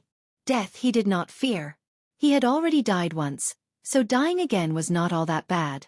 Although, in this world, he still had people he was worried about, and so he did not want to die in a way like this just yet. Suddenly, the tiger transformed into a blur as it leapt towards Jian Chen. Chapter 124. Strong Sword Qi. Jian Chen was still in midair without the ability to move in any other direction. With the Golden Fur Tiger King being so fast, there was no way for Jian Chen to dodge. In a moment of desperation, Jian Chen turned around abruptly with both of his hands outwards, lashing out against the head of the tiger. He borrowed the backwards force to push himself forward even faster, escaping from the bloody jaws of the tiger. His legs staggered a bit as he landed on the ground. Before Jian Chen could even collect himself, a large force rammed into Jian Chen's chest. Not being able to even see what happened, Jian Chen flew backwards like a bullet as he was launched into the air once more. The clothes he had been wearing had already been ripped apart as his chest became one big indentation, making it seem as if his front was practically his back. Immediately, another strong amount of force circulated through his body, smashing against his inner organs in an instant. Jian Chen flew 30 meters forward before finally smashing against a tree trunk and falling to the ground. His head knocked against a tree branch firmly as he fell to the ground unconscious. The Golden Fur Tiger King had no intentions of letting Jian Chen go. Stamping toward Jian Chen, it opened its jaws wide in preparation to eat him. Just as the tiger was on the verge of biting Jian Chen, wildly flickering, weak glows of azure and violet rose from Jian Chen. Although the glows were quite faint, they were extremely eye-catching at this time of night. As the twin glows appeared, they illuminated the entire forest, and suddenly, a strong amount of sword qi enshrouded the area. But just as fast as it came, the sword qi quickly disappeared. Ayo! At the same time, a desolate scream emerged from the mouth of the Golden Fur Tiger King as a rarely seen trace of fear appeared in its eyes. It was like the tiger had just been shocked, and it quickly retreated 10 meters back. Its bewildered tiger eyes stared at the unconscious Jian Chen. The previously crimson eyes became clear once more as its body began to tremble and shake. Suddenly, blood began to spill out from the body of the Golden Fur Tiger King in a continuous flow. Its previously entirely golden fur was now stained a bloody red, its body covered with countless wounds. While the wounds were minute in size, they were deep and intersected with one another in countless ways. Even the tiger's head was not spared. The sight of it was rather pitiful. The Golden Fur Tiger King at that moment didn't retain any of its majestic aura. Instead, it looked like it had just come out of a desperate battle with countless deep wounds. The giant body of the tiger shook slightly as its eyes stared fearfully at the still unconscious Jian Chen. At that moment, with Jian Chen at the center, all of the grass and trees within 100 meters had been cut into countless pieces that floated in the air, filling the sky with a powder that literally covered the side of the sky from the earth within an 100-meter circumference. The sky was so densely covered that one's line of sight within would have been completely blocked off if one tried to look around. The body of the tiger shivered more violently as it looked around itself in disbelief and shock. A Class 5 magical beast had a large amount of knowledge, and although it couldn't communicate like humans, it was still able to think. Its intelligence was equal to a human's, but at this moment, the Golden Fur Tiger King was feeling a tremendous amount of shock. While a Class 5 magical beast could easily decimate anything within a 100-meter circumference, to be able to do it in an instant while reducing everything to a fine powder was something even a Class 6 magical beast would be unable to do. It was the strong amount of sword chi from before that had made the heart of the tiger tremble with fear. In a split second, the sword chi had caused countless deep wounds on the tiger's body, making it fear for its life. A short moment later, the fine powder in the air fell to the ground, stacking up to become a layer of dust. Within the 100-meter circumference, there wasn't a single trace of any living organism but Jian Chen. Aside from the dust, there was nothing else in sight. Even the large tree that Jian Chen was slumped against had disappeared. The beady eyes of the tiger looked around itself and let loose a terrified roar before running away with its tail tucked between its legs. Its speed was even faster than when it was chasing Jian Chen. The area became absolutely silent after the tiger had left the area, leaving Jian Chen alone on the ground in an unconscious state. A fine layer of dust now covered his body. The time quietly went by as the night sky silently retreated. The bright sun slowly rose into the air, emitting a bright ray of sunlight that warmed the earth. Shining down onto the area where no plant life existed, the sunny ground was almost like a carpet for the sleeping Jian Chen. Perhaps because the lingering traces of a Class 5 magical beast could be felt, no other magical beast had approached the area that night. Even the most common of wild animals hadn't dared to come near, and so it wasn't clear if they simply hadn't been in the area, or if they hadn't dared to approach. Suddenly, within the circle where no plant life existed, a pile of dust began to shake and tremble. The pile of dust fiercely shook and slid off as it gradually revealed a person underneath. The figure that was hidden by the layer of dust the entire night was Jian Chen. Brushing away the mysterious powder on him, Jian Chen slowly opened his eyes only to be greeted by the azure sky overhead. Just as Jian Chen wanted to lift his head, his mind was suddenly jump-started, reminding him of the state he was in. Immediately feeling the intense pain racking through his body, Jian Chen couldn't help but yell out. Weakly lying on the ground, Jian Chen sucked in a few deep breaths. With his spirit, Jian Chen was already aware of what type of condition his body was in, even without actually engaging in an inner body inspection.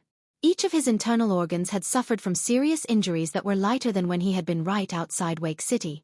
However, to other people, injuries like this would have been fatal. His chest was already a mutilated mess to the point where even his chest bones could be seen after being smashed apart by the Golden Fur Tiger King. Just then, Jian Chen thought about the attack he had suffered from the claws of the Golden Fur Tiger King before falling unconscious, and his head quivered in memory for a second. But when he took a look around, only emptiness greeted him. The perimeter around him was a zone of nothingness, without even a single plant. There was only a fine layer of dust covering the floor, and there weren't any traces of the Golden Fur Tiger King. Chapter 125. Hey, listen. Seeing the area around him, Jian Chen was in shock as he continued to look around vacantly. Strange, where is this? Where is the Golden Fur Tiger King? Was I saved by someone? Jian Chen was lying on the ground as he slowly looked around.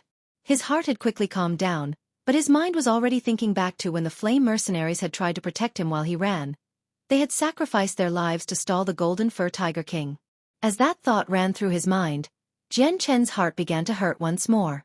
Even though he had not even known the flame mercenaries for over a month, they had shared a joyous friendship. Although the friendship was not very deep, in their final moments, each one of the flame mercenary members had still laid down their lives to act as and hold the tiger back and give Jian Chen more time to escape. Even though the major reason was because they knew they wouldn't be able to run away from a Class 5 magical beast anyways, this was still a very heavy emotional blow to Jian Chen. Uncle Kendall, Deer, Kobolds, Chongning Feng, Hu Pa, Zhou Dekai, Zhou Shaokai, Xiao Dao and Yun Xian, don't worry. When I have enough strength, I will definitely come and take revenge for you all. I will personally kill and behead the Golden Fur Tiger King myself. Jian Chen swore as an intense amount of killing intent radiated from him. Breathing out deeply, Jian Chen forced himself to calm down as he surveyed his surroundings once more. Jian Chen had his doubts about whether or not the Golden Fur Tiger King had run away, since this place seemed to extremely different from the place he had been in before he had fallen unconscious. What place is this? Exactly who saved me? Jian Chen doubtfully wondered as he continued to examine his surroundings. Forget it. Now isn't the time to think about this. Healing my injuries is my utmost priority right now. Shaking himself away from the distracting thoughts, he began to use the light saint force from the world essence to heal himself. The bizarre energy from the world essence quickly began to gather around Jian Chen, and after a certain amount had gathered, the energy enwrapping Jian Chen's body turned a milky white color. The light saint force continuously entered Jian Chen's body and filled his wounds, causing them to slowly heal over time. After 4 hours, Jian Chen's spirit had finally run out, and he had no other choice but to stop. Although his wounds weren't fully healed, they would no longer impede any basic motor functions. Dispersing the remaining light saint force, Jian Chen slowly crawled up from the ground. Taking off his ruined clothing, he brought out a new pair of clothes from within his space belt. It was only then that Jian Chen was fully aware of just how much powder was around him. Slowly bending down to the ground, he scooped up a handful of powder. Not only did it feel cold, but there was a moist feeling to it, and when he smelled it there was a small hint of plant life. His right hand kneaded the powder between his fingers as an astonished expression formed in his eyes. Could this be the powdered dust of a plant? He said to himself while looking at the 100-meter circumference of emptiness around himself. While there was powder everywhere inside the circle, there was only tall grass outside. Seeing this scene, Jian Chen's body lightly shuddered. He couldn't believe the thought that had just run through his mind. Could all of the grass in this area have been reduced to dust? At this thought, Jian Chen couldn't help but feel surprised. He didn't know what had happened while he was unconscious, but he knew that reducing every single piece plant life into fine powder within this area was an extremely difficult task to do. Controlling this powerful energy alone wouldn't have been an easy task. Really, what happened here? Jian Chen wondered with a large amount of doubt and curiosity. Not wishing to stay there any longer, Jian Chen used the sun as his compass and began to move off in the direction leading out of the forest. Jian Chen did not want to hurt his mind thinking about whatever had happened while he was unconscious. In general, he only felt fortuitous that he had survived the ordeal. Jian Chen's injuries weren't completely healed, so he was very cautious as he traveled. In order to avoid any magical beast, he was going quite slowly. After traveling for 2 days, he finally made it out of the magical beast mountain range. In addition, all the wounds on his body were fully healed. Jian Chen walked aimlessly through the dense forests with a serious expression. The flame mercenaries had entered with 10 people when they had first entered, but only 1 person remained when exiting. Aside from Jian Chen, the other 9 mercenaries would forever stay within the magical beast mountain range, whether they had skeletons or not. At that moment, a group of 7 mercenaries walked within distance of Jian Chen. Based on their direction, they were heading into the magical beast mountain range. Within the group was a single 20-year-old youth who looked extremely arrogant. Around him were 6 40-year-old males who, judging by their appearances, were protecting the youth in the middle. The 7 of them clearly saw Jian Chen, but they didn't pay him any mind. As the 7 mercenaries brushed past Jian Chen, one of them suddenly spoke out arrogantly. "Kid, stop right there."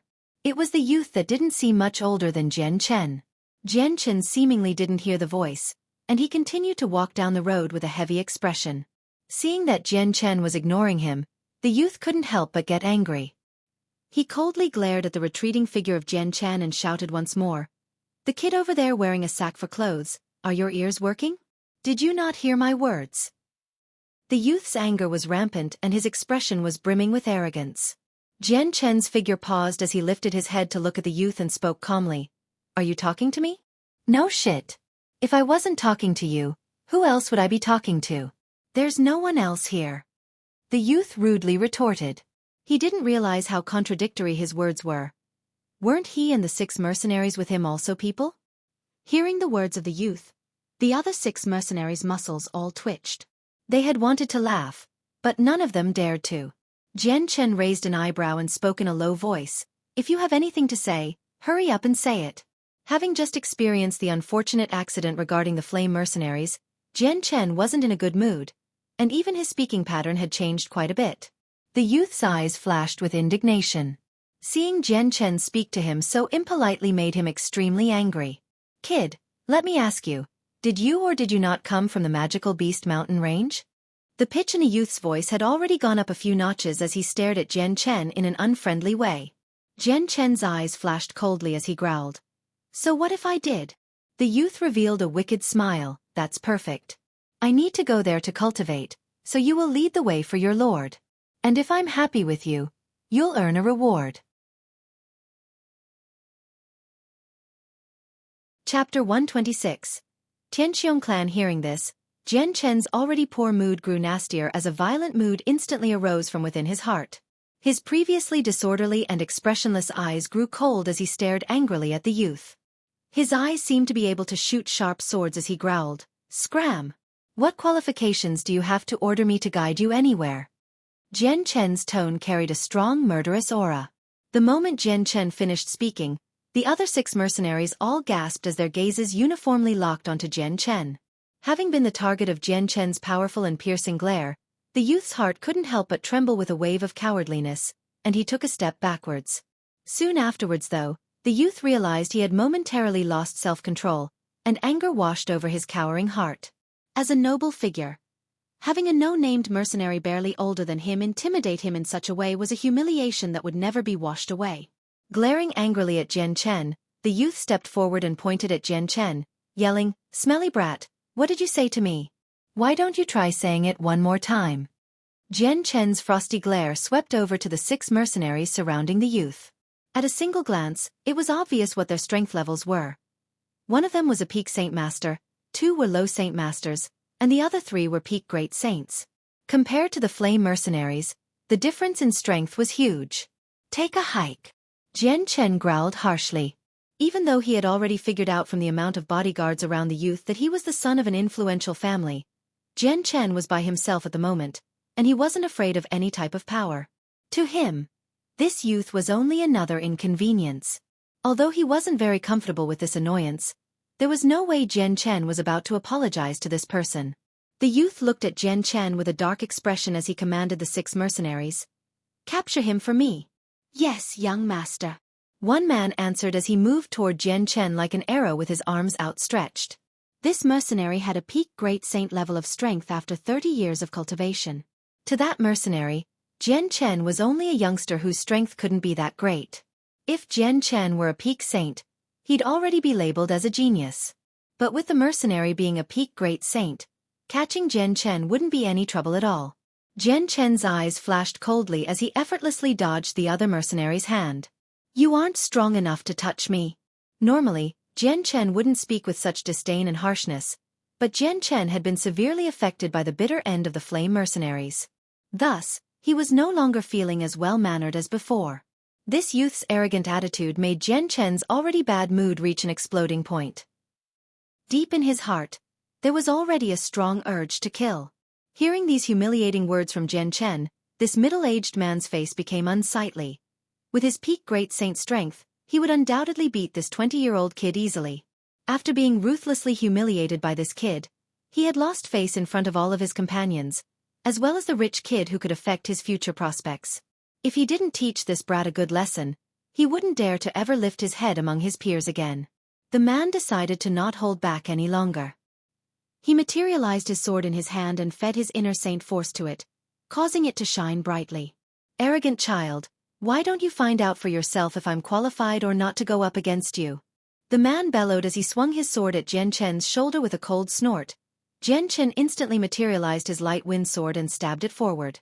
A shining, silver ray of light followed the blade as it moved. Piercing. Before the middle-aged man's sword could reach Jian Chen, the light wind sword had already stabbed into the man's throat. The man's entire body suddenly went rigid as his eyes slowly looked at the area where Jian Chen had stabbed him with the slender sword. With one final look of disbelief, the man's eyes slowly lost their luster and clouded over as he toppled down to the ground with a grieved face.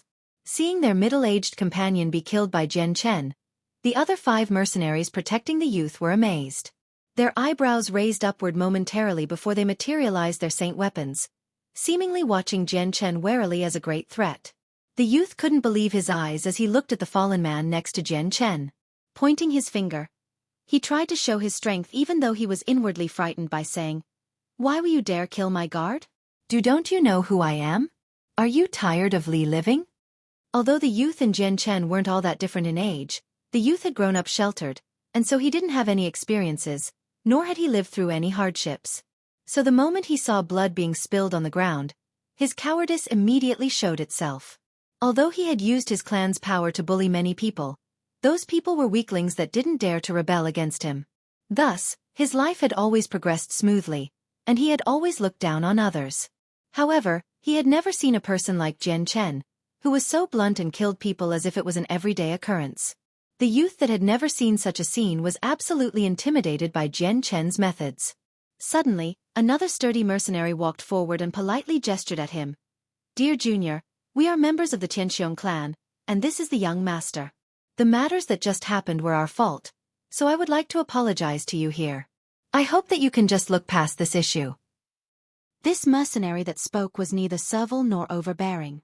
Jian Chen's icy cold eyes stared at the group in front of him as his entire body radiated killing intent. Walking closer to them, he frigidly said, "Then come.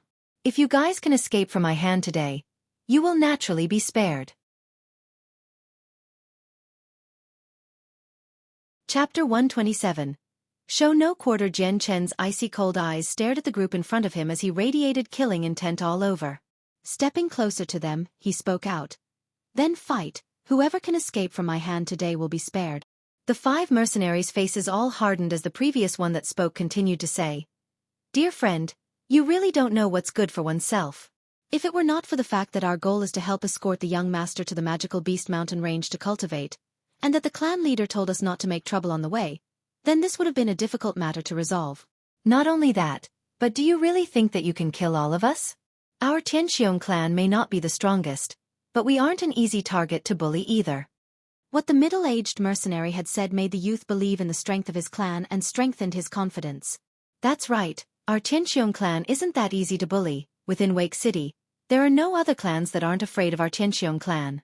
Kid, you've already killed one of my guardsmen. Come back with me to accept your punishment, or be prepared to leave your life here." Hearing the youth beside him, the middle-aged man couldn't help but scowl as if to say to himself, "Idiot." While the Tianxiong clan was strong within Wake City, that was the only place. Even within Wake City, the Tianxiong clan was in a dangerous position. Despite Wake City being a third-class city, the amount of clans that lived within it totaled around 20 in number. The Tianxiong clan looked to be an independent clan, but it was actually a deception. The middle-aged man knew clearly that while the Tianxiong clan looked to be impressive beyond belief, they were already a thorn to the side of every other clan. After all, a tall tree received the most wind, and many of the clans that were no weaker than the Tianxiong clan were watching them attentively. The moment an opportunity arose, they would strike without hesitation and divide the Tianxiong clan's territory amongst themselves. The Tianxiong clan had secretly amassed around a third of the city's power, and at such a juicy piece of meat like this, all the other clans were very envious. Also, because of the close proximity with the magical beast mountain range, the amount of people that flowed into the city was enormous. About 99% of people that frequently came into the city were mercenaries with all sorts of powers and influence. It could even be said that the city was filled with dragons and fishes. While it looked like the Tianxiong clan had many special connections and just as many permanently stationed mercenaries within their pockets, there were just as many clans and people they could not afford to offend or else risk being destroyed. Seeing how Jian Chen had easily killed a peak great saint with such a fast sword stroke, the middle-aged mercenary was extremely surprised. With a sword stroke that fast, even he would need to use his entire strength to be able to dodge it. Thanks to this man's experience, these 2 factors were all he needed in order to establish that Jian Chen probably had a strong background. There was most likely an extremely strong master supporting Jian Chen. Otherwise, how could such a young person be so strong? So for that reason, the middle-aged man had tried to resolve the issue in order for the Tianxiong clan to have one less issue. Just as Jian Chen heard the Tianxiong clan's young master say these things, his eyes flashed. Without saying a single word, his body began to move and he quickly charged at the youth. The light wind sword in his hand became a silver glow that pierced outward like lightning, with its target being the youth's throat. Although Jian Chen understood that this youth was Tianxiong clan's major boss, never in his life had he been afraid of any power or influence. Seeing Jian Chen unexpectedly act with such resolution, the middle-aged man's expression suddenly changed. With a fierce look in his eyes, a large sword materialized in his hand. The man tightly gripped the sword hilt and waved it sharply. The long sword shrieked as it sliced through the air and was thrust toward Jian Chen's light wind sword. Although the middle-aged man had guessed that there was a high possibility that Jian Chen had some type of major background behind him, he was also not one to be afraid of such things. the trajectory for Jian Chen's sword suddenly changed. He lifted the blade and took the initiative to meet the middle-aged man's approaching blade. Ding! The sound of steel meeting steel rang out as Jian Chen's light wind sword and the middle-aged man's large two-handed sword collided in midair. When the two sides came into contact, a powerful energy rippled through middle-aged man's sword directly into Jian Chen's light wind sword. Jian Chen's expression grew solemn. His right arm nimbly controlled the light wind sword to shake off the powerful energy that the man's sword had released. At the same time, he pressed his feet into the ground and instantly appeared behind the man. Displaying all of the advantages his fast sword had, he began to openly attack the man with a typhoon of concentrated attacks. Jian Chen's strength pretty much grew every day. The current him was no longer at a disadvantage when facing the middle-aged man, who was at peak Saint Master level, head-on. Of course, the most important reason for that was because the middle-aged man wasn't really a power-type warrior. He was only a bit stronger than Jian Chen in terms of Saint force. As the two faced off, the other four bodyguards also began to quickly fall back with Tianqiong clan's leader wrapped tightly in protection within their circle. Within a short breath's time, the middle-aged man and Jian Chen had already exchanged dozens of blows. The more he attacked, the more fearful the middle-aged man became. Jian Chen's sword was really too fast. Not only was every attack from the sword incomparably fast, but each one was also fatal. It looked as if the swordplay was messy, but it seemed to contain some kind of profound mystery that the middle-aged man couldn't comprehend. Each stroke within Jian Chen's move was seamless, and the man couldn't find a single fault within it despite having a superior level of strength compared to Jian Chen. The two were at a standstill, but as the fight grew longer, so did his disadvantages. Since Jian Chen's sword was so fast, dodging each blow was consuming too much energy. Although it wasn't too much of a problem right now, but if time went on any longer, he would suffer a defeat sooner or later. And since Jian Chen's sword was like lightning, the margin of time he had to defend himself was slowly shrinking along with his ability to retaliate. Hail, Francis, come and help me. Tian Feng, go protect the young master and escort him out. Hearing the middle-aged man's words, the bodyguards protecting the youth changed expressions. They exchanged glances, their expressions hardening. They both clearly understood the strength of the middle-aged man who was currently fighting Jian Chen. They hadn't ever imagined that even he, as one at the peak Saint Master level, would have to call for reinforcements. This really shocked them. They hadn't thought that Jian Chen, who didn't even look 20 years old, could have such strength. Chapter 128. Forest fight. The four bodyguards immediately split up, and two people began to charge at Jian Chen with their saint weapons raised. They quickly entered the battle, and began to attack Jian Chen together with the peak Saint Master strength middle-aged man. The bodyguards that had just joined were the troops' only two primary Saint Masters. With their entry, the pressure on Jian Chen immediately increased by a lot. However, with just his profound steps and his fast sword, he was still evenly matched with the three Saint Masters, and showed no signs of being at a disadvantage. The youth also felt a trace of fear. Under the protection of the other two peak Great Saint bodyguards, he quickly left the area. His figure soon disappeared without a trace. Although Jian Chen sensed the youth's departure, he didn't try to chase after him. The three Saint Master bodyguards in front of him definitely wouldn't allow him to leave and harm the young master of the Tianqiong clan. Jian Chen fought an intense battle against those three Tianqiong clan bodyguards in the forest. A lot of the surrounding fauna was affected by the battle, and soon, the entire area had become a mess. Quite a few thick and sturdy trees had even been cut in half. Once again dodging the large sword swinging toward him from the side, Jian Chen launched a fierce attack at the primary Saint Master, preparing to break through him. As the sound of the sword splitting the air rang out, Jian Chen's light wind sword suddenly turned into a blur as it quickly pierced toward the primary Saint Master in the form of countless blades. This forced the man to panic, and caused him to have no time to reform his defense. Eventually, Jian Chen managed to form holes in the man's defense. Taking advantage of one of these holes, the light wind sword abruptly trembled as a silver flash of lightning pierced forward at a speed that was somewhat faster than before. Before the primary Saint Master could even react, the light wind sword had buried itself deep into the man's throat, the blood-soaked point poking out from the other side of the neck. Hail! Seeing the man be stabbed through the throat, the other two people's expressions suddenly changed as they shouted out in a tone mixed with grief. Jian Chen's arm didn't pause at all. Immediately after the light wind sword pierced through the man's throat, he pulled it right out, and instantly shifted his attention to the other two. His body flickered as he silently appeared in front of the primary Saint Master without a trace, just like a demon. The light wind sword once again flashed like silver lightning as it was thrust forward. The middle-aged man's expression completely changed. He immediately lifted his saint weapon and held it in front of his throat when he saw the light wind sword heading towards him.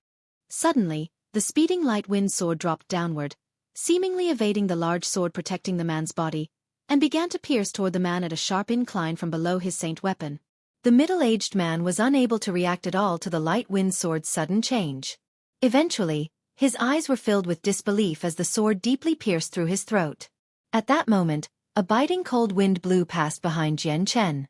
A large 3-inch wide, two-handed sword slashed through the air with a powerful amount of saint force. Before it even reached Jian Chen, the wind pressure generated from it had already caused Jian Chen's clothes to stick tightly against his back.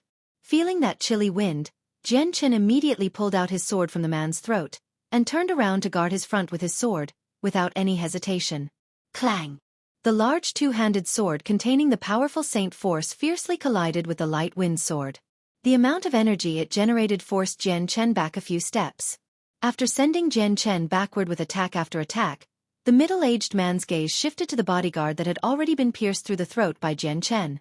The crimson blood was currently surging outward like a fountain from the throat, as life began to gradually fade from his eyes.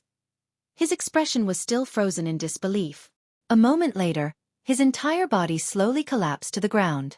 With reddening eyes, the man glared at Jian Chen fiercely like a bloodthirsty, ferocious beast. He exploded in anger. "Even if I die today, I have to kill and behead you as revenge for my brothers." Powerful saint force began to gather on the large sword in the middle-aged man's hands. He raised the sword tip up, and with a heavy push of his feet off the ground, he quickly charged at Jian Chen. Jian Chen's gaze hardened as he locked onto the middle-aged man. His grip on the light wind sword couldn't help but tighten. He had already seen the middle-aged man's plans to kill him. Faced with this peak saint master that was unafraid of death, Jian Chen was faced with some trouble. After all, his current strength was only at the middle great saint level. The difference between that and a peak saint master was still a pretty large gap. The layer of thick, hazy white light that surrounded the blade was evidently more dense than it had been before. Heavy yet penetrating sword chi was faintly released from the light wind sword. Just as the middle-aged man was about to charge forward, Jian Chen's right shoulder suddenly jolted, and the light wind sword in his hand split the air as it pierced outward. The needle-thin, silver-colored sword chi was shot out from the sword point, and sped toward the middle-aged man at a speed that made it hard to track with the naked eye. Seeing this slender yet dense amount of sword chi, the middle-aged man didn't dare to be careless. The sword flew at him so quickly that he didn't have time to dodge, so without any better options, the man could only release all of the saint force he had left into his sword as he swung it downwards. The moment the man's giant two-handed sword made contact with Jian Chen's sword chi-enhanced sword, the two-handed sword easily scattered apart the sword chi after some minor obstructions. At the same time, Jian Chen suddenly moved toward the man a few meters in front of him in a way that made him resemble a blur with his light wind sword ready to attack. The middle-aged man immediately retracted the large sword to block Jian Chen's attack. Afterward, the two began to fight intensely once more. In his previous world, Jian Chen's swordplay had already reached the pinnacle, and even though this middle-aged man was stronger than him, the man's understanding of the ways of the sword was merely a drop in a bucket compared to him. His sword was at a speed thought to be inconceivable, and the way he used it had already reached a level of perfection. Against the stronger middle-aged man, he would not be able to go against Jian Chen's sword for much longer since his defense wouldn't be able to keep up. Jian Chen began to attack every part of the man's body with quick precision. Using his light wind sword, it was already like a blur that was impossible to see the blade move. And with it, Jian Chen continued to quickly attack the man to the point where resisting was becoming a challenging task. In addition, every attack the light wind sword made was fatal. This forced the middle-aged man to lose his chances of heavily injuring Jian Chen at the stake of getting wounded himself. At the moment, the middle-aged man extremely regretted his actions. At the same time, he bitterly hated the Qianxiong clan's young master. Originally, this journey had been completely incident-free. Unfortunately, this young master of the Qianxiong clan who didn't know the difference between heaven and earth had purposely decided to provoke this fiend in front of him. Innocently getting into some trouble was fine, but in the end, it had harmed them to the point where two of the brothers he'd known for dozens of years had died. In addition, he himself was now stuck in a dangerous situation. He most likely wouldn't even have a chance to live after today. For a while, the two people fought like flashes of lightning. Eventually, the middle-aged man was unable to block in time, and Jian Chen's viper-like light wind sword stabbed him in the heart.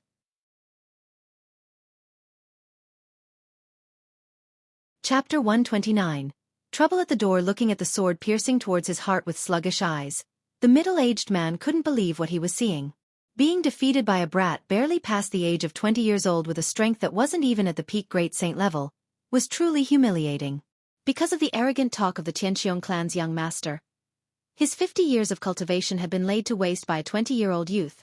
Out in the middle of nowhere, his life was destroyed in a single moment. Just thinking about this fact made the man nearly cry out with grief.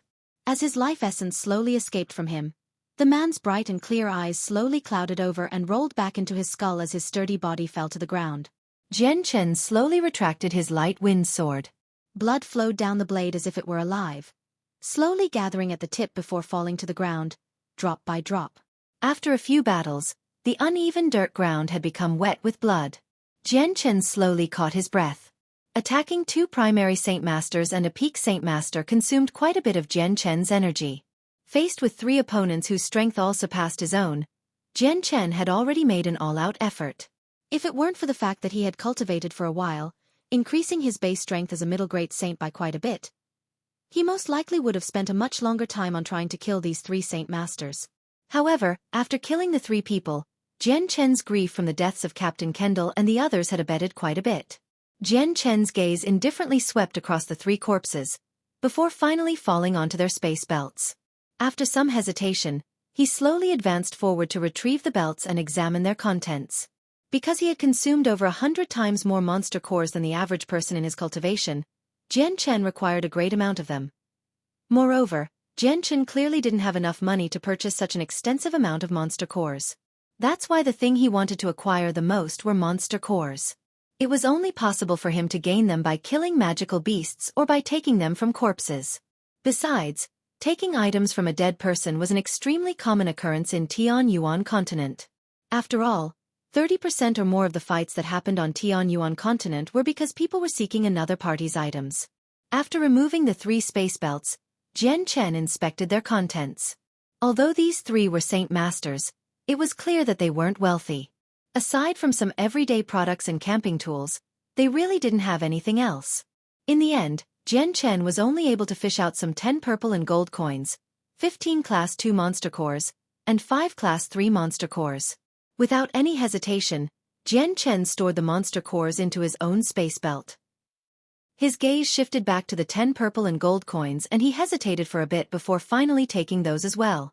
Although it wasn't a large amount of money, to commoners it was still quite a bit of wealth. Just throwing it out here was a waste, and rather a pity. After storing everything, Jian Chen tossed the 3 space belts to one side. Without bothering to clean up the corpses, he directly left the area. By the time he had returned to Wake City, the sky had already darkened. After eating some food at the hotel, Jian Chen requested a room and went to sleep. Because Jian Chen had only requested a normal room, its layout was extremely simple. It had a single wooden table, a few chairs, and a bed. Aside from these, there was nothing else present. However, the place was extremely neat and tidy. One could even say it was completely spotless. That night, the shining full moon suspended high up in the sky emitted bright rays of silver moonlight, filling the entire pitch-black sky with a faint silver color. Even the scattered, thin clouds could be seen clearly. Jian Chen moved his chair to the window side and sat there with his head raised. He looked up at that round moon emitting a bright glow while deep in thought. Perhaps it was more appropriate to say that he was in a sluggish daze. Jian Chen was constantly recalling the past 2 days in his mind.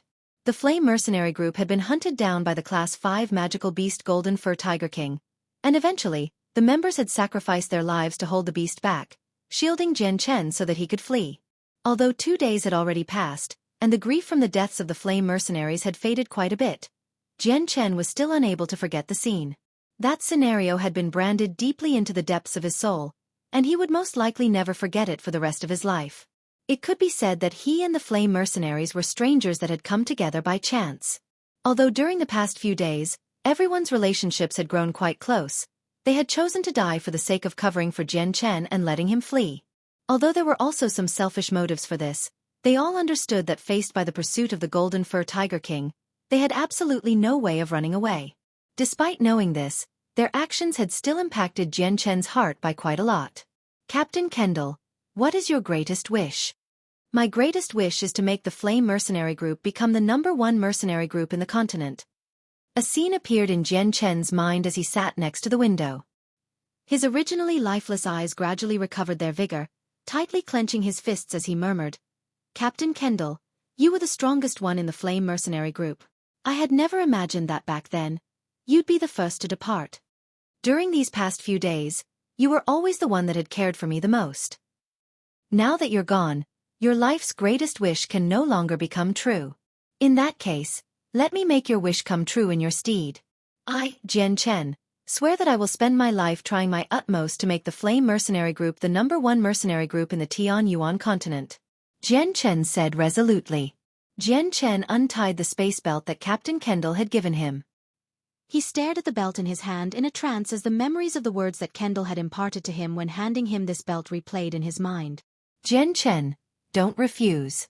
If we can't leave this forest alive, then our families will all be under your care.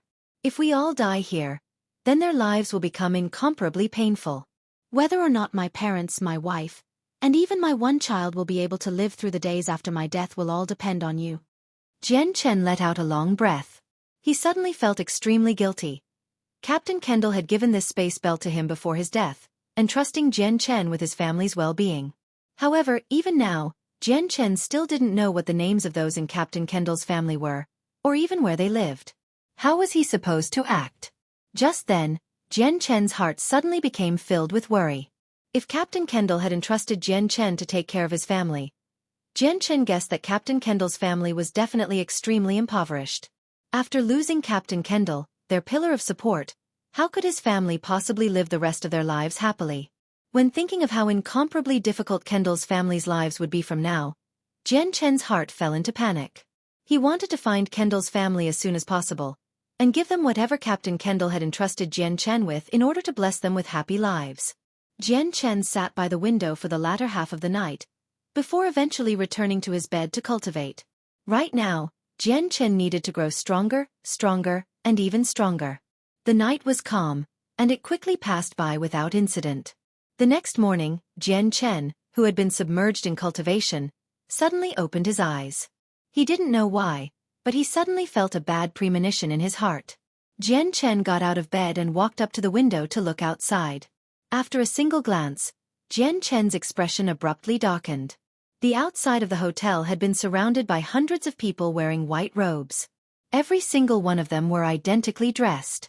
From this, it could be seen that they represented a single power. Jian Chen unexpectedly discovered that in the middle of the group of people was the young master of the Tianxiong clan that had escaped from him yesterday. Chapter 130. Trapped in the restaurant. Seeing the group of people outside the restaurant, Jian Chen's expression immediately hardened. Since the moment he saw the young master of the Tianxiong clan standing in the middle, he had already guessed that the reason these people had gathered here so early in the morning was because of him. After all, yesterday he had not only committed an offense against the Tianxiong clan's young master, but also killed 3 of the clan's strong bodyguards. In short, he had already earned the hatred of the Tianxiong clan yesterday. After all, Peak Saint Masters still counted as very good hands in a remote place like Wake City. No matter in which clan in Wake City one was, Peak Saint Masters all had pretty high positions. If a clan lost a Peak Saint Master, as well as 2 primary Saint Masters, for no reason and didn't regain face, the clan's military power in the city would undoubtedly decrease by quite a lot. This was extremely important to a clan's future. Right now, the entire restaurant had been surrounded by the Tianxiong clan. Wanting to leave here without anyone knowing was impossible. Jian Chen could only helplessly leave his room and walk toward the main entrance of the restaurant. Although he was getting closer to his doom, and the opposite party had hundreds of people as well as some strong experts, there wasn't a single trace of panic or concern in Jian Chen's expression. He looked just as calm as he normally did. When Jian Chen walked downstairs and arrived at the restaurant's lower floor, he discovered that there were already many people gathered there. It was currently the peak hours of breakfast, and all of the tables in the lobby were filled with bowls and dishes emitting the fragrant aroma of meat. However, not a single person was sitting at those tables and enjoying the bountiful breakfast.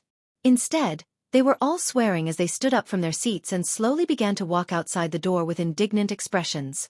That Tianxiong clan is too damn arrogant. I was happily eating here before they suddenly commanded all of us to leave. Whatever random crap you guys do has nothing to do with us. We're just eating our own meals.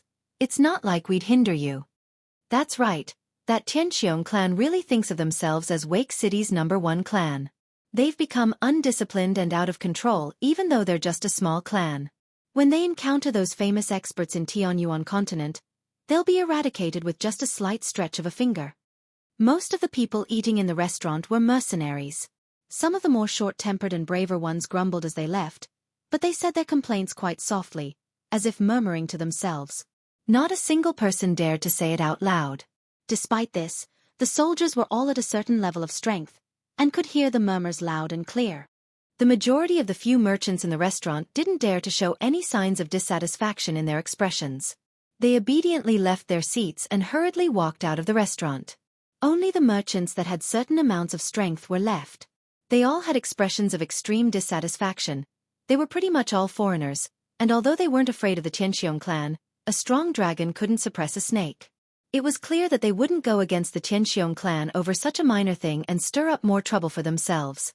Thus, they eventually all walked out of the restaurant as well. There were 4 white-robed middle-aged men guarding the restaurant entrance. Their powerful electric-like gazes unceasingly scanned the people leaving. Although they had also heard a few of the mercenaries curse the Tianxiong clan in dissatisfaction, they didn't dare to say a single word, and acted as if they hadn't heard the curses. Quite a few of the mercenaries in the restaurant were foreigners that had some level of power backing them up, or were a part of a mercenary group. Although the Tianxiong clan proclaimed itself as a leading clan in Wake City, they didn't want to upset any outside powers because some of them were so powerful that even the Tianxiong clan couldn't afford to provoke them. Soon, the restaurant's customers had all left. In such a large restaurant, the only ones remaining were some servants standing there in a daze, at a loss of what to do. The restaurant owner also stood to one side with an expression of concern as he stared unblinkingly at the vacant restaurant. His face revealed the pain that he was unable to voice out. Quite a bit of income had disappeared. At that moment, the only one still in the restaurant aside from the owner and the servants was Jian Chen. Even the customers that had been resting on the upper floor had been forcefully oppressed and brought out by the restaurant's servants. Jian Chen sat on a chair with a leisurely expression, staring with interest at the group of Tianxiong clan's people still holding fort outside the restaurant. His expression was completely relaxed.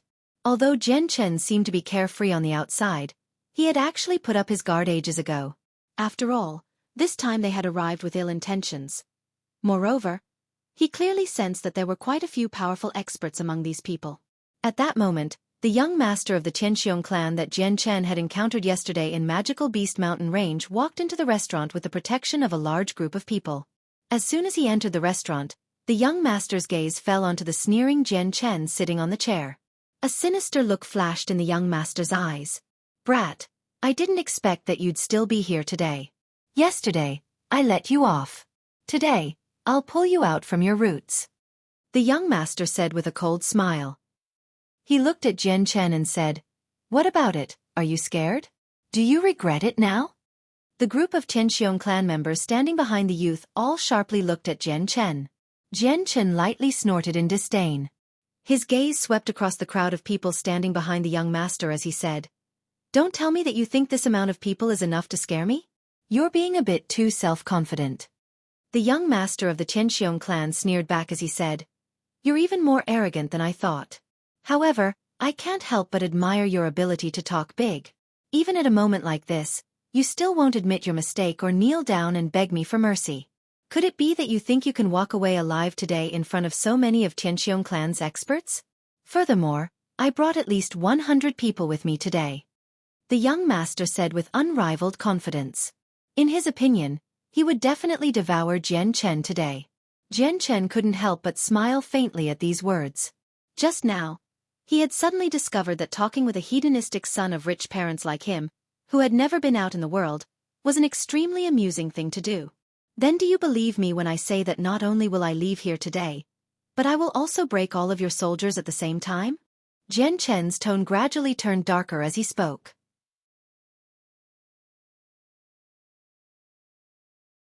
Chapter 131. Death Siege, 1. Hearing Jian Chen's haughty words, the young master of the Tianxiong clan couldn't help but laugh. He stared at Jian Chen like he was stupid before sneering in disdain. Just you alone? Fine then. I'll see for myself if you can escape from this entrapment. Show me how many casualties you can inflict on these Tianxiong clan mercenaries with your abilities.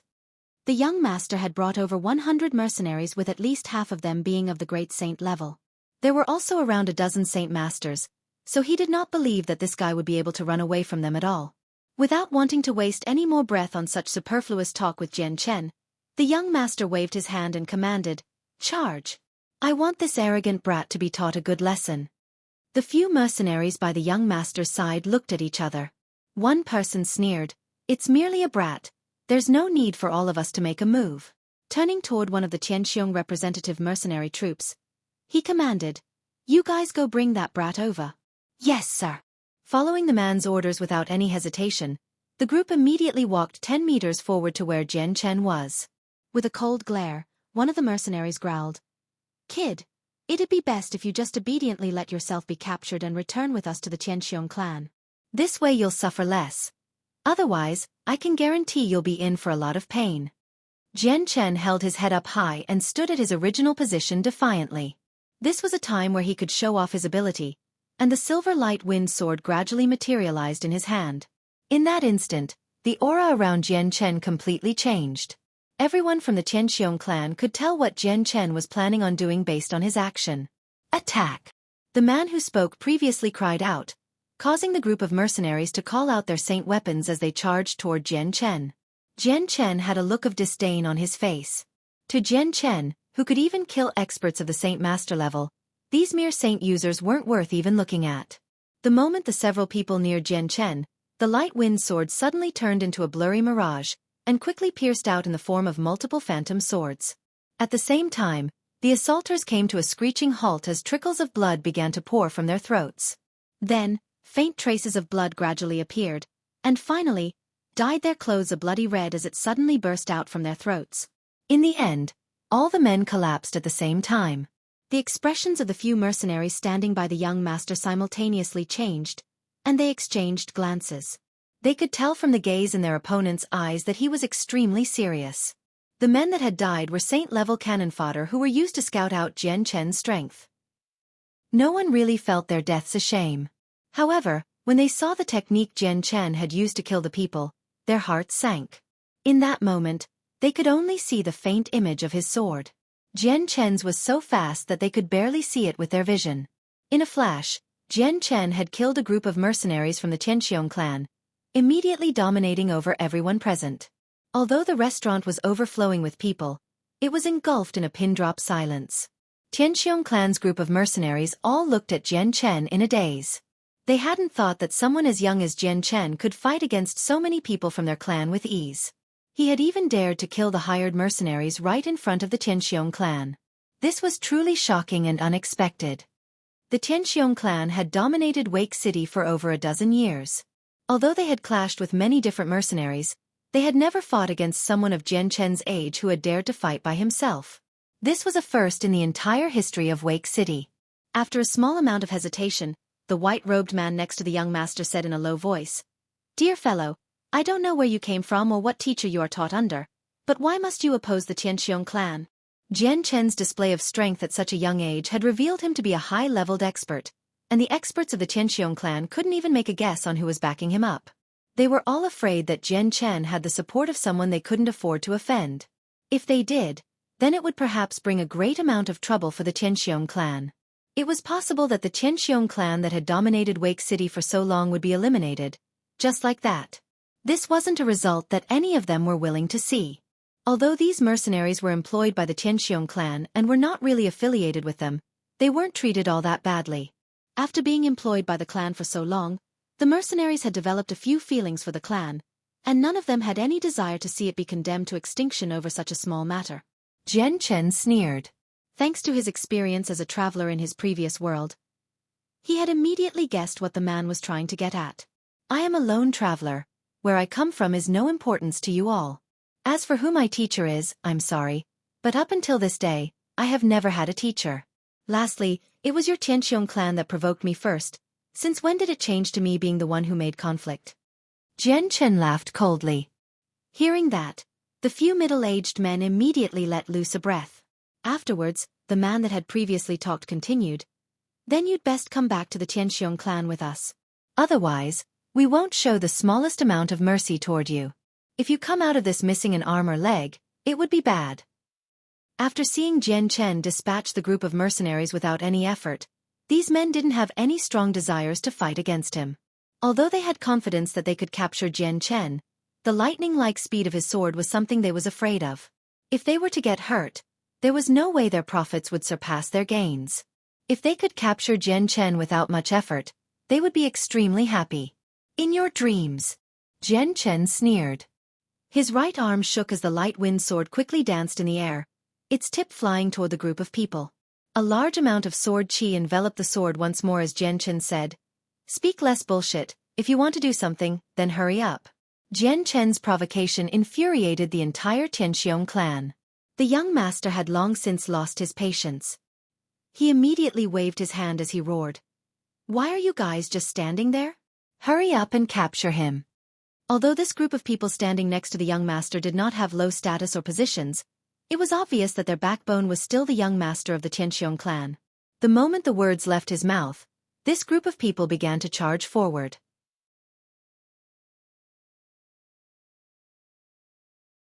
Chapter 132. Death Siege, 2. A strong killing aura flashed through Jian Chen's eyes. Not waiting for the Tianqiong clan to advance any further, he lifted his own sword to attack.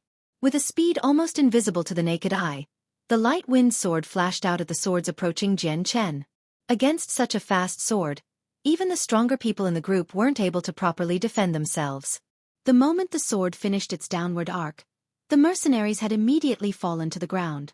A small trickle of blood flowed silently from their throats and stained the ground beneath them an iridescent, red color.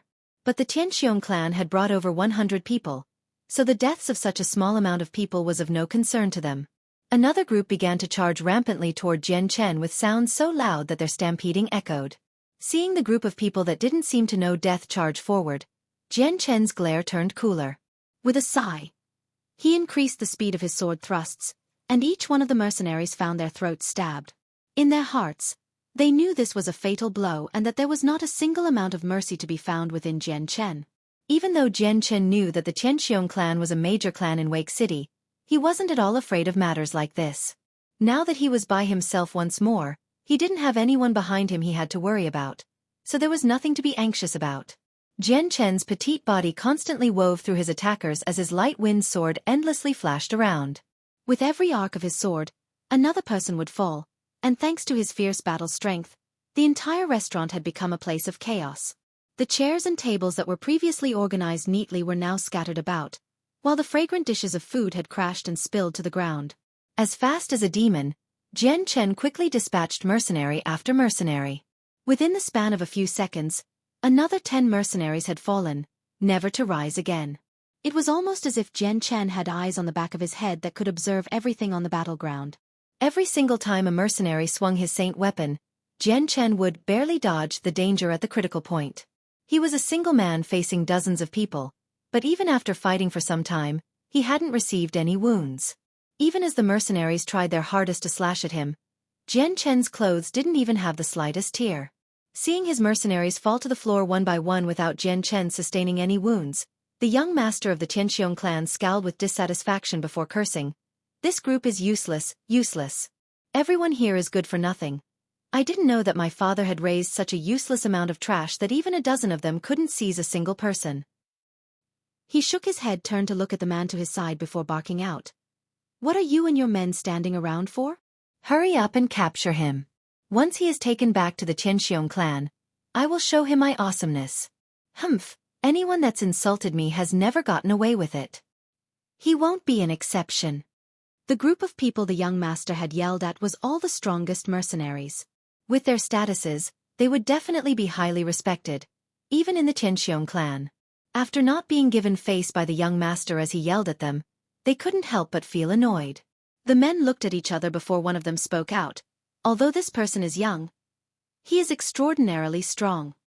His movements and the speed of his sword are incomparably fast. Even if it were us going against him, we would have difficulty as well. Moreover, all of his sword strikes so far have been fatal. If the mercenaries did not die by a sword through their throats, then they died from having their hearts pierced. From this you can see that this person is not simple at all. Facing him head-on right now would be an unwise decision, and we may even get injured. For now, it would be best to call a few people over for him to waste his saint force over. The moment he uses up all of his saint force, we will strike and win easily. Not bad. I approve of this suggestion. The man's suggestion had been quickly endorsed by the other mercenaries. Although this would increase the amount of casualties among the Tianqiong clan, the responsibility of that would fall upon the young master himself and not the mercenaries themselves. And since this second-generation master didn't care for them at all, they weren't willing to throw away their lives for him. If it meant throwing away the lives of others to persevere their own lives, they would do it. Following up, another squad of mercenaries entered the restaurant to kill Jian Chen. The people in this group were of the great saint level, so they were stronger than the previous group by a large margin. Jian Chen immediately engaged the great saints in a fierce battle. Against a group who was much stronger than before, Jian Chen's pressure had greatly increased. He would not be able to fight as easily as before. As the fighting grew more and more intense, the entire restaurant became even more ruined. All of the surrounding walls had holes kicked through them, causing the entire restaurant to be on the verge of collapsing. Outside of the restaurant, a large crowd of people had gathered, and were passionately gossiping about the fight that was happening inside. Inside the restaurant. In a brilliant flash of silver, Jian Chen stabbed one of the great saints in the heart, killing him instantly. Stamping on the chest of the man, he sent the body flying backward, creating yet another hole in the walls of the restaurant before the body flew out. The restaurant shuddered violently once more, each sway stronger than the last. Finally, the loud crunching sounds of wood could be heard as it trembled once more. Jian Chen nimbly dodged the blades of 3 saint weapons while looking at the wobbling pillars of the restaurant. Without any hesitation, he pushed the mercenaries away as he escaped from the newly created hole, out onto the streets. Chase after him. Don't let him get away. The moment he saw Jian Chen leave the restaurant, the young master cried out at the mercenaries to chase after him. After the young master had spoken out, the group of mercenaries next to him had also cried out. Not good, the restaurant's about to collapse. Escort the young master away to safety. Immediately, a middle-aged man grabbed the young master by the shoulders before bringing him out of the way of the collapsing restaurant. Everyone else followed closely behind.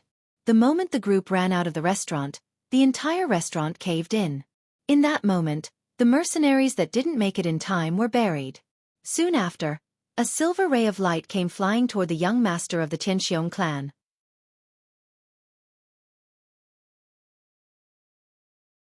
Chapter 133. The Death of the Young Master of the Tianqiong clan. Young Master, be careful. The middle-aged man cried out as he discovered the trajectory of the flashing white light. His face grew paler by 2 shades as he realized the sword was going too fast. With the sword already a meter from the young master's throat, under this type of situation, there was simply no time to react. Peace. Because of the lightning-like sword strike, the barely saint-level young master practically had no chance to react, and so the light-wind sword stabbed itself deeply into his throat. The young master of the Tianqiong clans widened his eyes as he looked dead-on at the sword in his throat. There was a look of disbelief. He was not expecting this outcome at all. To think that this depressed little mercenary he had come across on the road to the magical Beast Mountain range would unexpectedly be the one to end his life. If he had known about this before, he wouldn't have dared to come close to Jian Chen, but it was a shame that there was no such thing as a regret pill in this world for him to eat. Right now, his destiny was all but confirmed, and there was a better chance for him to alter the mountain range's landscape than this. Seeing their young master already have his throat pierced, the mercenaries by his side all stared in great shock. Some had even paled instantaneously. They were fully aware that the person in front of them was the young master of the Tianqiong clan who was dearly loved by the clan leader. He was also the successor of the clan when the time came, so to see their young master be killed right in front of their eyes, they couldn't believe it. If the clan leader were to hear of this news, no one knew how furious he would become, and how severe their penalties would be. Just thinking about the severe temper of the Tianqiong clan leader had sent shivers among all of the mercenaries. Each one of them began to look at Jian Chen with rage. If they weren't able to bring Jian Chen back with them, then they would be served as a substitute instead. Brat, you've killed our young master, prepare to die. All of the mercenaries began to charge at Jian Chen without hesitation while shouting out. All Tianqiong mercenaries, surround him immediately. Don't let him escape. These mercenaries all held high statuses in the Tianqiong clan, so the moment they spoke, every other members of the Tianqiong clan threw away their hesitation and immediately surrounded Jian Chen from all four sides. At the same time, everyone that had been watching quickly distanced themselves further away. Even under the collapsed restaurant, a stream of mercenaries crawled out looking disheveled, but they continued to join the other mercenaries. Every single mercenary in the vicinity had seen with their own eyes the death of their young master by the hands of Jian Chen, so they fully understood the gravity of the situation. Everyone took a step back in order to divert attention from themselves. At this moment, no one was willing to go and inform the clan leader. They were afraid of being implicated in the death of the young master and suffering the wrath in place of Jian Chen. After landing the killing blow on the young master, Jian Chen had immediately started to fight with the middle-aged mercenaries. These mercenaries were of the Saint Master level, and 3 of them were even at the peak Saint Master level. Against so many Saint Masters, the pressure was on full blast, causing Jian Chen to have to go all out. Jian Chen and the mercenaries continued to exchange blows in an endless storm of blades and fists that left the mercenaries flustered. Taking advantage of the situation, Jian Chen had used his light wind sword and immediately stabbed one of the mercenaries through his heart. The moment Jian Chen had stabbed into the middle-aged man's heart, a big axe had landed onto his left shoulder, leaving behind a wound that trickled and dyed his clothes red with blood. Feeling an immense amount of pain in his left shoulder, Jian Chen's face immediately whitened. Pulling out his sword from the man's chest, he rapidly thrusted it at the mercenary with the axe. Seeing the silver flash of the light wind sword, the man with the axe immediately narrowed his eyes in concentration and brought his weapon up in front to receive the blow. At the moment of impact, the man was thrown backward by the explosive force. Ding! The tip of the light wind sword had stabbed into the blade of the axe. But thanks to the amount of sword qi around the sword, it had left a noticeable dent in the glossy blade. A sharp metallic sound was heard as 5 Saint weapons immediately headed toward Jian Chen at the same time while cutting off any possible escape routes for Jian Chen. The amount of Saint force that was radiating from each weapon was enough to cause a massive amount of air fluctuations. Jian Chen's eyes flashed in annoyance as the amount of sword qi on his light wind sword was increased several times over, making the sword seem even hazier than before. In a flash he struck out at the 5 Saint weapons and struck each one with a clang. While the light wind sword had stopped the 5 Saint weapons, Jian Chen's face grew white slightly as his right arm began to shake marginally. This combined strike was the unified strength of all 5 mercenaries, which would be extremely difficult to accept with ease. Because of the large amount of force put behind the 5 mercenaries, Jian Chen's entire right arm had gone numb as even his inner organs had been temporarily shaken. Ha! Angrily shouting out, the Saint Masters didn't dare let Jian Chen have the opportunity to breathe and rest. Once more striking at him, these mercenaries were extraordinarily clever. Unless there was a hole in their attack pattern, Jian Chen would find it hard to defend himself without getting seriously harmed. A fierce expression revealed itself on Jian Chen's face as he unexpectedly stood in front of the 5 Saint weapons. His light wind sword then transformed in a silver streak of light as it flew at the closest person at breakneck speed. PC. The light wind sword met no obstructions as it penetrated the man's throat. At the same time, the 5 Saint weapons that were on the verge of cutting into him had their Saint force already about to touch his clothes. In a split second, Jian Chen's body twisted in a way that had dodged 3 of the Saint weapons, but the remaining 2 had struck him on the back and waist. Jian Chen stifled a shout as his already white face grew even more pale. He immediately pulled his sword from the throat of one of the mercenaries and looked at the remaining fighters. He threw away the idea of continuing to fight zealously and began to plan his way of escape from this area. Jian Chen clearly understood that the Tianqiong clan had a formidable amount of power. The longer he stayed here, the more unfavorable his position would be. With his current strength, he would only be able to fight against a Saint Master. If the Tianqiong clan had a great Saint Master, he would be in trouble. However, with his remaining amount of strength, it would not be enough to defend himself. Sensing Jian Chen's plan to escape, one of the remaining Saint Masters immediately cried out, "Block him quickly! Don't let him escape!"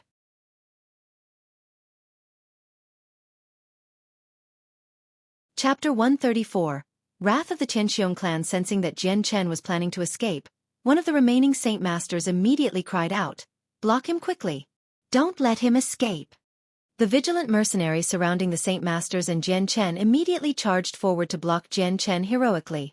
The Saint weapons in their hands immediately came down toward Jian Chen, and despite knowing how exceptionally strong Jian Chen was, those who came forward to block him were not afraid at all. Jian Chen's legs blurred slightly, causing him to deviate from his original path and onto the side. Dodging the numerous Saint weapons, his right arm shook as his light-wind sword danced wildly all around. One by one, the mercenaries that had tried to block him fell to the ground. How would saints or great saints be able to defend against Jian Chen's usage of the profound steps? Despite being injured and having his fighting ability lowered, if Jian Chen were to use his entire strength, these mercenaries still wouldn't have a chance. After killing the mercenaries with lightning speed, Jian Chen twisted his body without any hesitation, and began to run away from the mercenaries, as if possessed by a demon. As for the people that were observing the fight, they immediately left the road as soon as they saw him charge straight at them.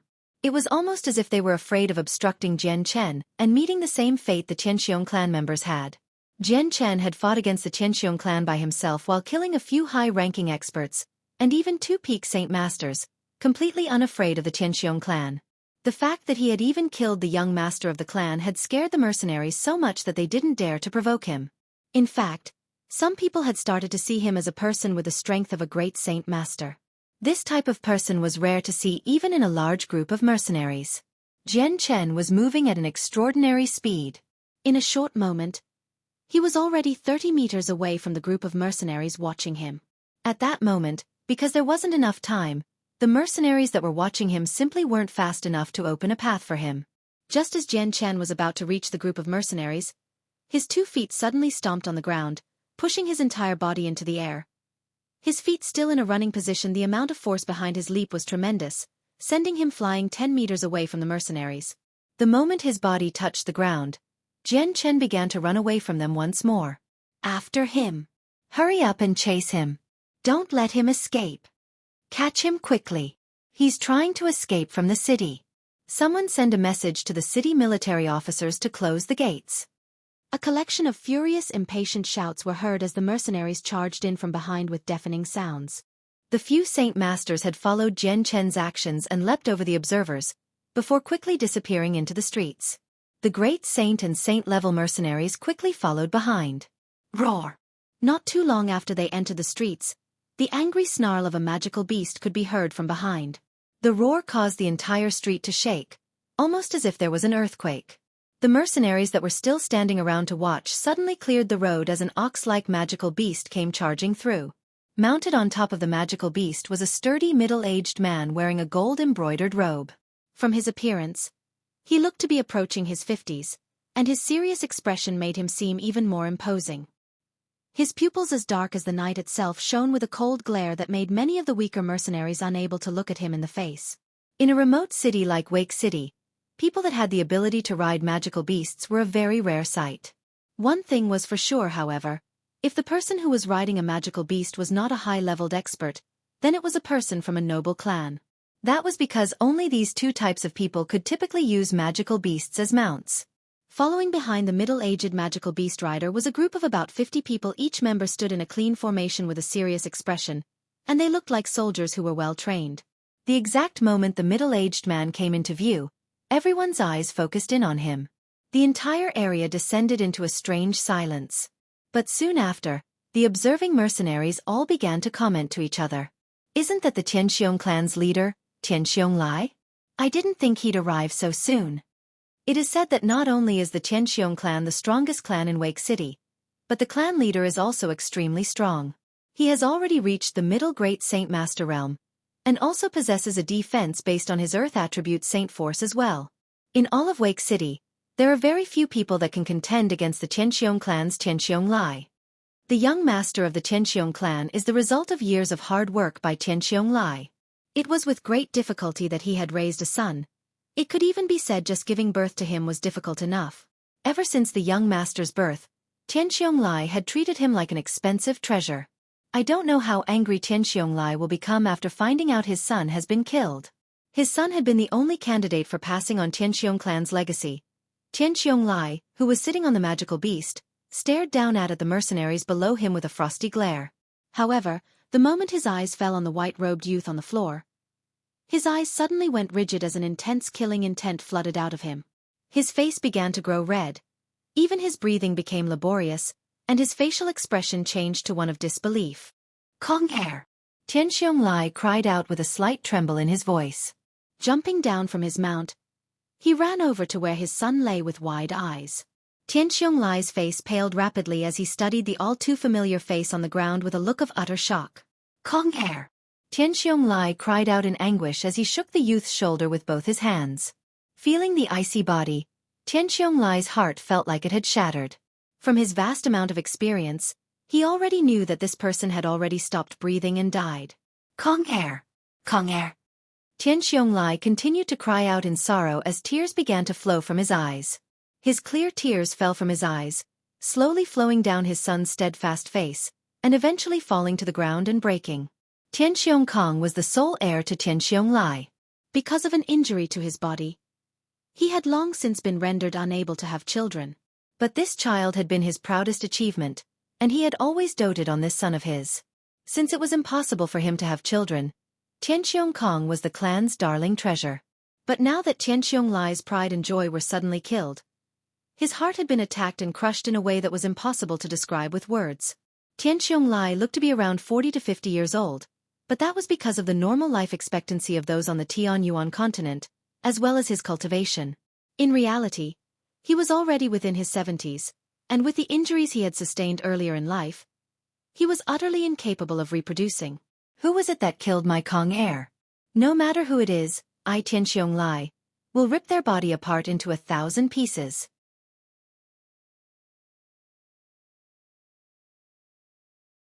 Chapter 135. Escape from Wake City. Wake City may have been a third-class city with a small amount of permanent residents, but because of its proximity to the magical Beast Mountain range and the amount of fertile land around them, the amount of people that flowed in and out of the city was at a constant high. There were countless merchants and peddlers trying to sell their wares in the streets of Wake City. Some stores were selling almost anything imaginable, but among all the stores, restaurants held the dominant spot in the industry. Mercenaries and merchants in caravans endlessly walked the streets while gossiping among each other. The clamor in the streets was truly a sign that Wake City was flourishing. However, at this moment, there was a huge disturbance on those same streets. Everyone could only see a youthful figure with blood-soaked clothes come running toward them at breakneck speeds. The appearance of the youth had been noticed by many people on the streets, who all pointed and began to chat with each other. Whoever blocks that person will be heavily rewarded by the Tianxiong clan. At the same time, a thunderous yell came from behind. A few more disheveled figures came running out from behind as they chased after the youth at equally fast speeds. Tianxiong clan, they're from the Tianxiong clan. The Tianxiong clan is the #1 clan in Wake City. I wouldn't dare to provoke the person that has committed an offense against the Tianxiong clan. After hearing the middle-aged man's words, many mercenaries began to whisper to each other. However, not a single person decided to chase after that youth and block his path. That youth was Jian Chen, the one who had easily killed the young master of the Tianxiong clan, as well as a few other mercenaries affiliated with them. Jian Chen hurried on over toward the city gates. Whenever he came across an obstruction, he would quickly fly over it with extreme speed. Despite this, there were still a few saint masters that were chasing him closely. However, Jian Chen's use of the profound steps had put him at an advantage, so even though those middle-aged men were stronger than him, they were unable to overtake him. They would at least need to be at the great saint level with a wind-attributed saint force in order to overwhelm him. Otherwise, their speed was only enough to barely keep up with Jian Chen's level. Plus, they weren't able to overcome the obstacles as easily as Jian Chen had. Despite being a third-class city, the amount of area Wake City spanned across was still huge. Even if Jian Chen hurried to the city gates as fast as he possibly could, the period would at least take the amount of time it takes for a candle to burn. Having put all his effort into running away, Jian Chen was now breathing quite hard. He had previously just engaged in a fierce battle that consumed quite a bit of his saint force, and now he was even injured. The burden that he felt from running with all his might under his current condition was extremely great. In addition, his body was feeling the intense pain from his wounds every time he moved, so Jian Chen's nerves were being put to the severe test. Up ahead, the gigantic and majestic towers of the city gates blurrily came into view, along with the soldiers on it. Right now, Jian Chen was about 5 kilometers away from the city gates, while the Saint Masters behind him were about 50 meters away from him. Seeing the city gates get closer and closer, Jian Chen's heart couldn't help but relax a bit, although his speed didn't lessen. Jian Chen was aware that with his current strength, there was no way for him to go against the Tianqiong clan, which had an enormous influence over Wake City. Right now, all Jian Chen wanted to do was to escape from Wake City. That way, the amount of danger would decrease drastically. Roar! At this moment, the angry roar of a magical beast came from behind Jian Chen. As the roar dissipated, another angry shout followed soon after. I, Tianqiong Lai, will heavily reward whoever catches that man. Hearing the sounds coming from behind, Jian Chen's face changed slightly. Based on the voice, he could determine how strong the person was, and this was someone he couldn't afford to fight against. Tianqiong Lai. I presume that's someone else from the Tianqiong clan. Jian Chen thought to himself secretly. Increasing his speed, Jian Chen began to run even faster. The merchants and mercenaries that had heard the angry roar of Tianqiong Lai looked stunned. Tianqiong Lai. Isn't that the current leader of the #1 clan in Wake City? To offend a member of the Tianqiong clan and then be chased by them, means that they must be a strong person then. Forget it, I've only just reached the Great Saint level. It's best not to get involved. The Tianqiong clan is the strongest within the city. If I were to help stop this person, then Tianqiong Lai would definitely reward me handsomely. Perhaps I can even become a friend of the Tianqiong clan. Something like this would be very fortuitous for me. A few of the mercenaries who were familiar with the power structure in Wake City began to talk about the status of Tianqiong Lai. As they talked to each other, a few of the stronger men had started to weigh the benefits of helping out. It was obvious that Tianqiong Lai had quite an amount of prestige in Wake City. The moment he spoke out, many mercenaries had immediately been influenced. Seeing Jian Chen come running toward them, many of the mercenaries had already brought out their saint weapons and walked out to block Jian Chen's path. The moment one mercenary walked forward, all the other mercenaries followed suit and helped to block Jian Chen's path.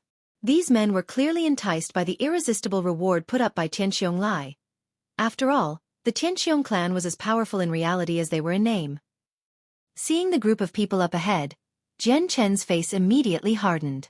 But since he was going so fast, he was already right next to them in the span less than 5 seconds. Just as Jian Chen was about to make contact, the mercenaries brought their saint weapons out too as they charged at him. Not wanting to get entangled with them, Jian Chen leapt into the air to dodge the incoming group. Landing on top of the roof of a store, he disappeared over the heads of the crowd. Where do you think you're escaping to?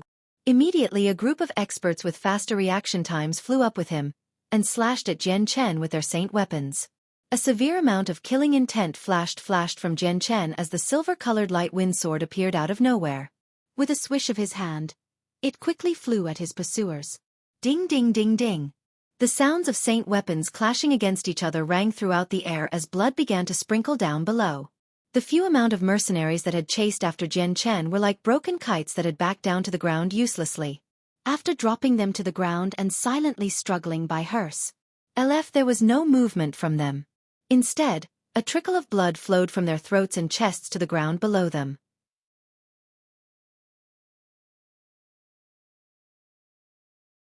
Chapter 136. Pursuit of the Tianqiong clan. While Jian Chen was in midair, he had quickly killed the mercenaries who were chasing him. This sudden show of strength had surprised everyone. They hadn't thought that Jian Chen would be able to kill the mercenaries. With this new development, many of the mercenaries decided against their original plan to block Jian Chen. Although many people were seduced by Tianqiong Lai's promise of a heavy reward, one needed to be alive to claim it.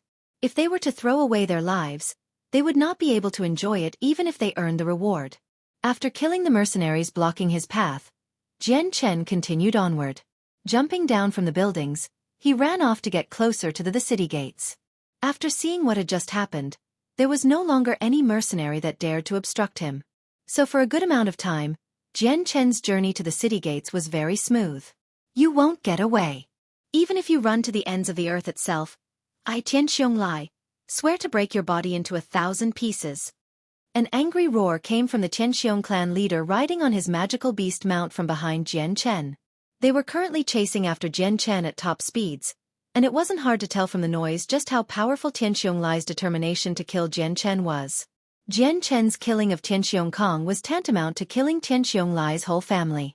After all, Tianxiong Kong was his sole son, and with Tianxiong Lai's body being in such a state, he had lost the ability to reproduce. Jian Chen turned a deaf ear from Tianxiong Lai's murderous roars. The only thing he wanted to do was to quickly escape from the huge city. The sounds of the footsteps from behind were getting louder and louder as Jian Chen realized that they belonged to a magical beast much faster than his own speed. 5 kilometers, 4 kilometers, 3 kilometers. Jian Chen was rapidly approaching the city gates. There was only 2 kilometers left until he reached them. He could already see the giant gates leading outside of the city, but right behind was Tianxiong Lai, who was riding his magical beast only 1 kilometer behind him. Commander Haddo, if you can close this gate and help stop this person, then I, Tianxiong Lai, won't be able to thank you enough. Tianxiong Lai's voice came out like powerful thunder from behind him. Quickly, the city gates to Wake City began to close. Seeing the city gates close, Jian Chen's face immediately fell.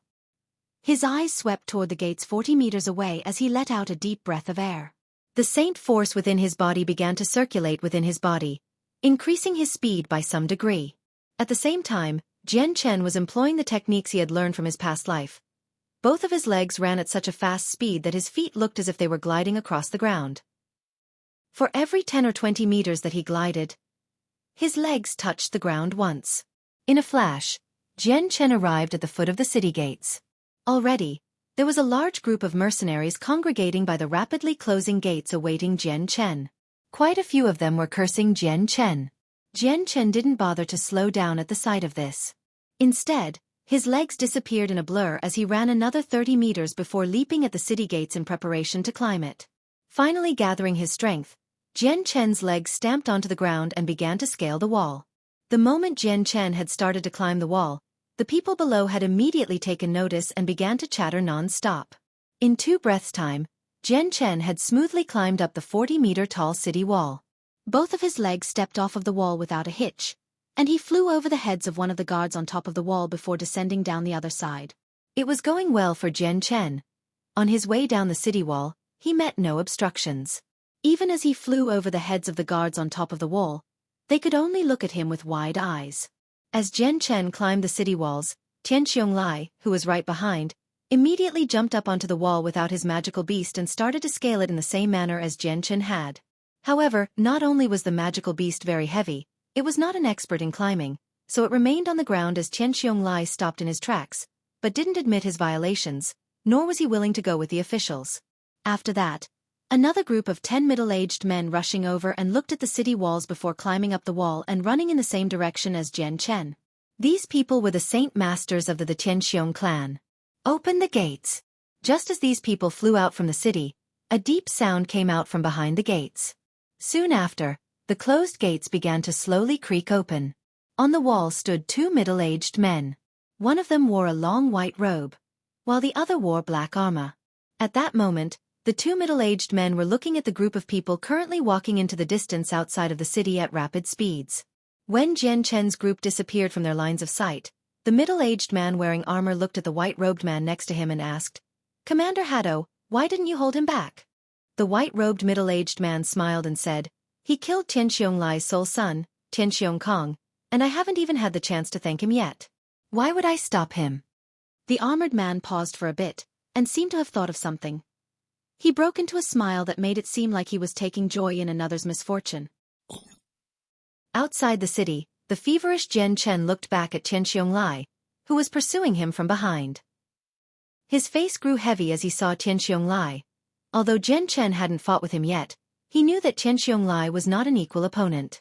Looking at the area behind him, Jian Chen began to think for a while before biting his lips in frustration, and then turned to run toward the direction of the magical beast mountain range. He knew that in this wide-open space, there would be no way for him to shake off the determined Tianxiong Lai. The only method for him was to run toward the magical beast mountain range. From there, he would be able to use the complicated forest and terrain to his advantage to escape from him. Seeing the gap between him and Jian Chen shrink further and further, Tianxiong Lai's eyes immediately turned red. He didn't conceal his powerful murderous aura at all as he roared in anger. "You can't run away from me." Jian Chen turned back to survey his surroundings. There was only about a 500 difference between him and Tianqiong. Based on this situation, Tianqiong would most likely catch up with him before he reached Magical Beast Mountain Range. Jian Chen hesitated for a bit before clenching his teeth. The light wind sword suddenly materialized in his right hand. The next moment, Jian Chen's figure, which was rushing forward, suddenly stopped. He then spontaneously charged toward Tianqiong. Great Saint Master, I want to witness exactly how strong you are.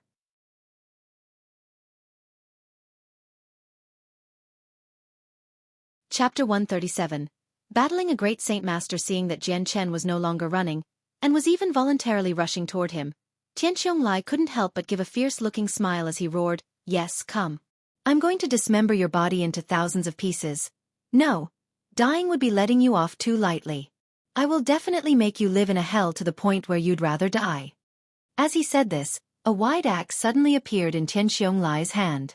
This axe was extremely large, over double the size of Tianqiong's tall and sturdy body. The entire axe had the color and luster of yellow earth, and its sharp edge flashed with a cold, threatening glow. The light wind sword in Jian Chen's hand slashed through air, making a faint, air-splitting sound as it was thrust toward Tianqiong. "Ha!" Tianqiong let out an explosive shout, and the axe in his hand suddenly flashed with a yellow glow. It then swung down toward Jian Chen with a shrill, ear-piercing shriek. To think that it's an earth-attributed saint force. Seeing the yellow glow on the axe, Jian Chen's heavy expression couldn't help but sink even further. He then immediately retracted his light wind sword to dodge Tianqiong's attack. With a flash, he appeared next to Tianqiong's side, and the light wind sword pierced toward his waist. Tianqiong sneered. He suddenly let go of one of the hands gripping the axe, and his palm quickly became surrounded by a layer of yellow light. Just like that, it began to rush to grab Jian Chen's light wind sword. The light wind sword was tightly caught by Tianqiong's right hand, and the sharp sword blade unexpectedly didn't harm him at all. There was a trace of shock reflected in Jian Chen's eyes. Although he had long since heard about the profound talent that those with the earth attribute possessed, their extremely powerful defense, but he hadn't realized it'd be to such an extent. Afterward, Jian Chen's eyes fiercely flashed. In the next moment, the light wind sword currently being tightly grasped by Tianqiong's right hand suddenly emitted powerful sword qi. Under this strong attack, the yellow layer of light around Tianqiong's right hand quickly turned lighter, indicating that it was faintly dissipating. Tianqiong quickly released the light wind sword. The moment his hand left the blade, the yellow glow surrounding his hand also disappeared. A yellow cross-shaped wound could be seen on Tianqiong's hand, and fresh blood quickly covered his entire palm, dyeing it crimson. His eyes never once wavered from Jian Chen, who stood right in front of him. Tianqiong gave an angry growl as he continued to focus on Jian Chen before demanding, "Speak, why did you kill my Kong heir? Who was it that hired you to do it?" Seeing how there was a good 10 feet distance from Tianqiong, Jian Chen lowered his sword a fraction and spoke coldly. "No one told me to do anything, it was your son that provoked me first. If you want to blame anyone, then blame yourself for teaching a child to not know anything besides bragging and causing trouble wherever he goes." Tianqiong's glare froze over at Jian Chen before asking once more, "Was there really no person that told you to kill my son? You need not be afraid of being someone's scapegoat. If you tell me right now, then I'll let you die a quick death. I've already told you. It's up to yourself if you want to believe it or not." Jian Chen replied. Seeing how there was no hint of a lie in Jian Chen's words, Tianqiong couldn't help but believe him. Opening his mouth, he said, "So it seems that it was my fault. I was too lenient on Kong heir, and so Kong heir is dead because of me." As he spoke, Jian Chen could hear the sorrow and regret in Tianqiong's voice. At this moment, a decent distance away, a group of 10 people were approaching rapidly. Seeing the group of people behind Tianqiong, Jian Chen's mood couldn't help but change for the worse. If he couldn't defend himself against someone like Tianqiong, then with another 10 Saint Masters added into the mix, Jian Chen would definitely die here today. While reabsorbing his light wind sword back into his body, Jian Chen's feet immediately stamped against the ground, causing a clump of dirt to fly up. Concentrating the saint force in his body in his hands, he slapped the dirt forward. Immediately, the clump of dirt became a huge dust cloud that flew toward Tianqiong and blocked his vision. Gaining this new opportunity, Jian Chen didn't hesitate. His figure immediately became a blur as he headed toward the Magical Beast Mountain Range. Because of the dust cloud, Tianqiong Lai's vision was heavily impacted and could not see around himself at all. In order to avoid a surprise attack by Jian Chen, he immediately leapt backward from the dust cloud area. Although the moment he saw Jian Chen had instead chosen to run away, he exploded with anger. "You can't escape." Before he had even finished talking, he started to chase after Jian Chen. However, because of this delay, the head start Jian Chen had gave him a few hundred meters of distance. In this current situation, Jian Chen was unable to heal himself using the Light Saint Force. What he needed the most was to run away at full speed to the Magical Beast Mountain range to avoid Tianqiong Lai's wrath. Wake City was only 20 kilometers away from the Magical Beast Mountain range. With Jian Chen running as if his life depended on it, he was already close to the Magical Beast Mountain range. Arriving at the forest which was by the outskirts of the mountain, he came across a dense part of the forest. Tianqiong Lai, who was still chasing him from behind, could already guess what Jian Chen was planning to do. With some hesitation, he brought out his giant axe that gleamed in the light in his hands. Tianqiong Lai held his axe above his head before letting out an explosive shout and swinging downward. Then a 2-meter-long Earth attribute Saint Force-colored crescent moon came flying toward Jian Chen. Sensing a large amount of energy fluctuating behind him, Jian Chen didn't bother to look around and instead ran to the side in an attempt to dodge. The crescent moon-like force of energy had moved past Jian Chen's back. This time, Jian Chen's good luck had saved him once more. Bang! The Earth Saint Force exploded against a huge rock, letting out a loud sound as a result and scattering the energy in all 4 directions. The stone, which was previously the height of 2 people and 3 meters wide, exploded into multiple fragments that flew everywhere. Several of the fragments that flew from the stone hit Jian Chen. Jian Chen had tried his best to avoid every single stone fragment that flew at him, but with the sheer amount of them, enough to cover the sky, there were already some sharp rocks that had made it past his defenses. With this unfortunate accident, Jian Chen's movement was definitely hindered. "Kid, accept your death." A loud roar came from behind. It was Tianqiong Lai with his axe up high and a large amount of Saint Force ready to be used. You're tuning in to the Xueqi's Martial Arts Saga YouTube channel. Don't forget to subscribe and join us on this journey to catch the most captivating stories.